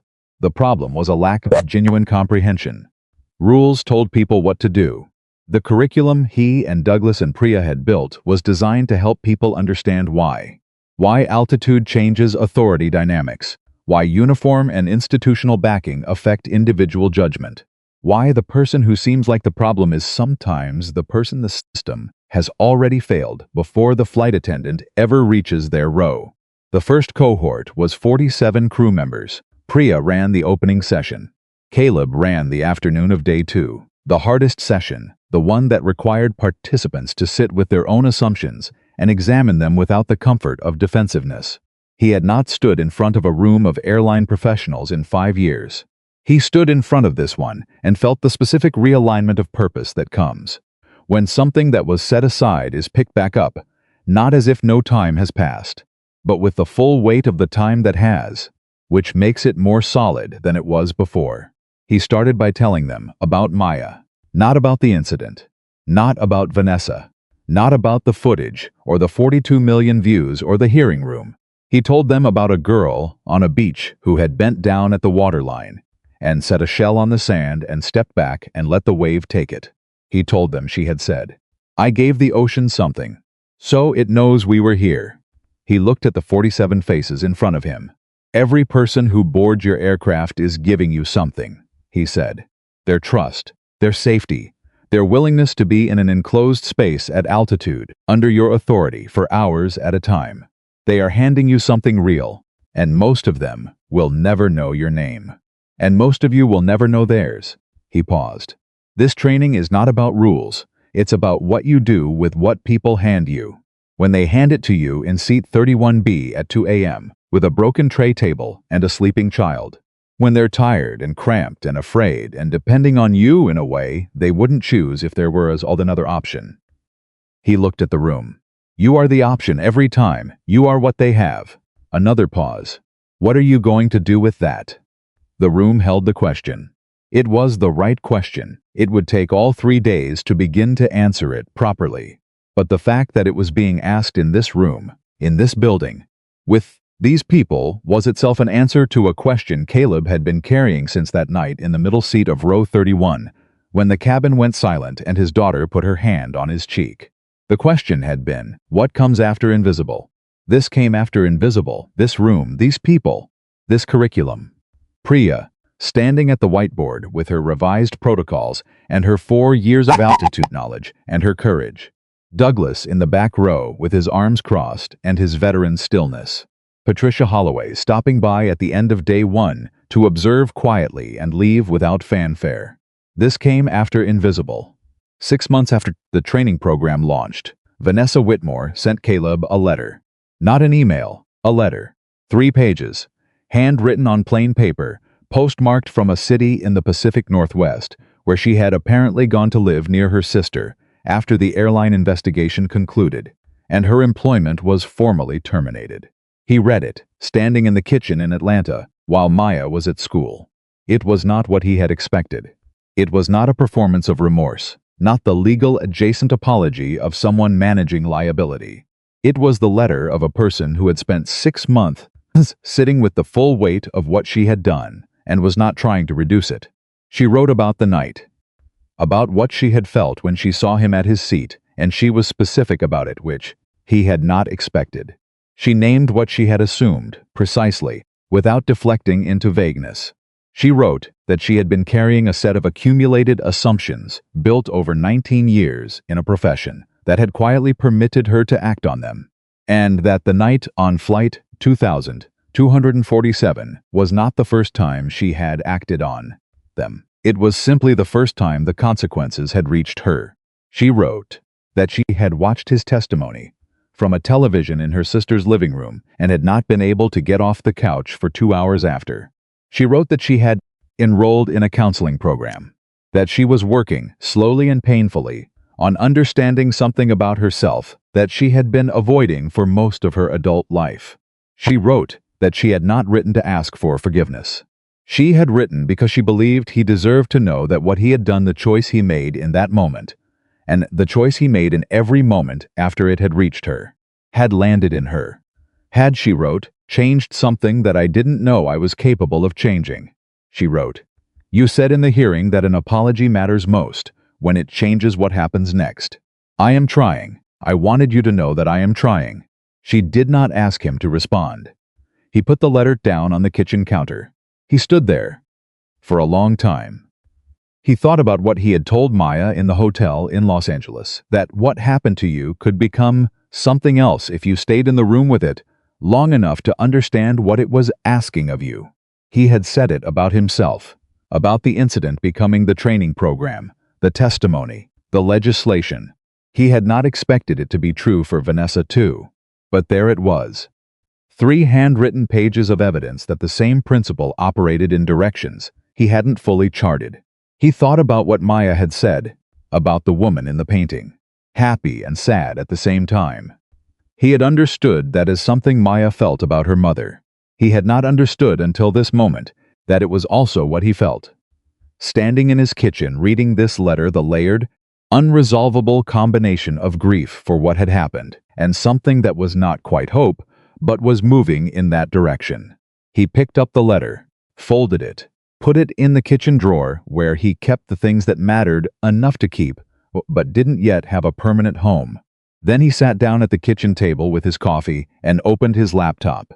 He pulled up the letter he had written to Maya in the Los Angeles hotel room, the one he had been slowly revising since that night, adding to it when something happened that she needed to know about, subtracting from it when he realized that something didn't belong, working toward a document that was honest and complete and written for a girl who would one day be old enough to read it fully. He added a paragraph about Vanessa's letter. He wrote, "Someone once told me that the measure of a person is not how they behave when everything is going right. It's what they choose to do when they've been wrong." When I read this, I thought about you on the beach, setting the shell at the waterline and stepping back. I thought about what you said, that you gave the ocean something, so it knows you were here. I think this woman is trying to give something back to the world she was a part of. I want you to understand that this is also courage. Different from the courage of staying still in that cabin, but real and hard and worth recognizing. He saved the document, looked at it. Then he looked at the window. At the Atlanta afternoon, coming through the particular quality of southern light that has more weight to it than western light, more heat and color. The light of the city, where his daughter went to school, and where his wife was buried, and where he had rebuilt something after the worst thing. He had been thinking recently about moving, not because Atlanta had failed him. Atlanta had been the structure around his grief when he needed structure most. But the structure was starting to feel less like support and more like the shape of a person who had been standing still. He was not standing still anymore. Maya had mentioned, more than once, that she wanted to be near the ocean. Not California specifically, just the ocean, the one that doesn't have an end, the one she had given her shell to. He was thinking about it. He was allowed to think about it. He was beginning to understand, to think about more than survival, more than enough. More than the next school pickup and the next mortgage payment and the next shift at the logistics company that he was, quietly, in the process of leaving to run the training program, full-time. He was allowed to think about what came next in the largest sense, not as planning exactly, but as openness, as the willingness to receive whatever the world moved toward him, rather than simply managing what it sent. He heard the school bus before he saw it, the familiar hydraulic exhale of the bus, stopping at the corner, then Maya's footsteps on the walk, then the door. She came in the way she always came in, fully, like entering a room was something that deserved commitment. The backpack went on its hook. The shoes came off, somewhat approximately. She appeared in the kitchen doorway, with the focused look of someone who has been waiting all day to say something. "Daddy, hey baby, how was school?" "Good. We learned about the Mariana Trench." He looked at her. "Today, Miss Patterson showed us a video. It's the deepest part of the ocean." She came to the table and sat across from him, dropping her chin into her hands. "It's 11 kilometers deep." That's deeper than Mount Everest is tall. That's right. And things live down there. She said it with the specific reverence of someone who has just had their sense of the world significantly expanded. In the dark, with no light. And they're fine. They've adapted. That's what Miss Patterson said. She thought about this. Things can adapt to anything, a lot of things, given enough time. Even people? He looked at his daughter, at Lauren's eyes in her face, at the shell-shaped curve of her jaw that was his jaw too, at the 6-year-old sitting across from him who had gone to school today and learned about the deepest part of the ocean and come home wanting to discuss it. Especially people, he said. She considered this with the gravity it deserved. Do you think the things in the Mariana Trench know they're at the bottom? She asked. I don't think they think about it that way. How do they think about it? I think they think about it as just where they live. The place they know, the place they're good at. She sat with that. And then someone comes in a submarine, she said, and shines a light on them, and they find out there's a whole world above them they didn't know about? He looked at her for a long moment. Yeah, he said quietly. Something like that. She nodded slowly. Like this explained something she had been working out. I think I want to study the ocean, she said, when I grow up. Yeah? I want to know all the parts of it, even the deep parts that nobody knows about yet. There are a lot of those. I know, she said it with satisfaction rather than discouragement. That's why someone should do it. He picked up his coffee. It had gone cold, the way coffee always went cold when Maya came home, because she brought something into any room that made the room more important than whatever was in your cup. All right, he said. All right. She looked at him. All right, you can study the ocean. She blinked. I didn't ask for permission. I know. I'm just agreeing with the plan. She evaluated this, decided it was acceptable. Okay. She pulled her backpack toward her and started unzipping it for homework. Then she stopped, looked up. Daddy, yeah, the shell I have. The one from California. Miss Patterson said, shells are made by animals who live in the ocean. And when the animal is gone, the shell stays. He waited. So the shell lasts longer than the thing that made it, she said. It stays after. He felt the full weight of what she was saying, not sure if she was saying it consciously, or if she had arrived at it through the sideways logic of a child who was thinking about the ocean and about things that last and had gotten somewhere true, without knowing the road she took. Yeah, he said, the shell stays after. She looked at him for a moment longer. Then she went back to her homework. He sat across from her at the kitchen table in the Atlanta afternoon with the cold coffee and the open laptop and the drawer with Vanessa's letter in it, and he watched his daughter work on her math problems with the focused intensity she brought to everything. He thought about what stays. He thought about Lauren, whose eyes were sitting across from him at this kitchen table doing third-grade arithmetic. About Douglas Pratt, who had spent 30 years teaching people the difference between acting and responding and was still teaching it from the back row of a training room in April.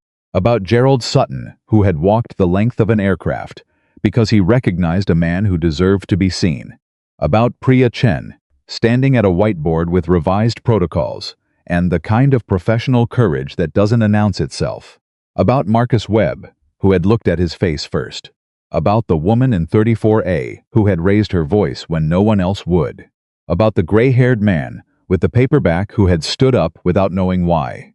About 42 million people who had watched a 6-year-old put her hand against her father's cheek and had felt something, and had shared it, and had let it change something small in themselves, or large, depending on what they brought to it, depending on what the moment asked of them, specifically. About a shell on a California beach given to the ocean, carried out on the tide. About the things that stay after. About a man who had spent 5 years learning to be invisible, who had been struck in the face in front of his daughter at 35,000 feet, and who had looked at her, just looked at her and chosen. About what a person is, when everything else is removed. When the title is gone, and the badge is gone, and the career is gone, and the wife is gone, and the only thing standing between a child and the world is who you decide to be in the worst moment. About the answer that does not waver. About the fact that he had been that answer. In that cabin, in that silence, in the 2 minutes that the whole world watched and remembered. He had been exactly that. Outside the window, Atlanta moved through its afternoon. Somewhere 3 time zones west, the Pacific Ocean was doing what it always did, indifferent. Enormous, receiving what the tide brought it, and holding nothing back. Somewhere in the Pacific Northwest, a woman was trying. Somewhere on Capitol Hill, legislation with his testimony in its DNA was moving through its first months of real-world application. Somewhere in an airline training room, Priya Chen was asking a room of crew members what they planned to do with what passengers handed them. And here, in a kitchen in Atlanta, a little girl was doing her homework. She had her mother's eyes. She had her father's stillness. She had her own everything else, the shell in her jacket pocket, the ocean in her plans, the knowledge that being nice doesn't need a reason, and the absolute, foundational certainty that when someone matters, you say so. Caleb Brooks sat across from his daughter and watched her work. He was not invisible. He was exactly, completely, and permanently here. And that, in the end, was the strongest thing.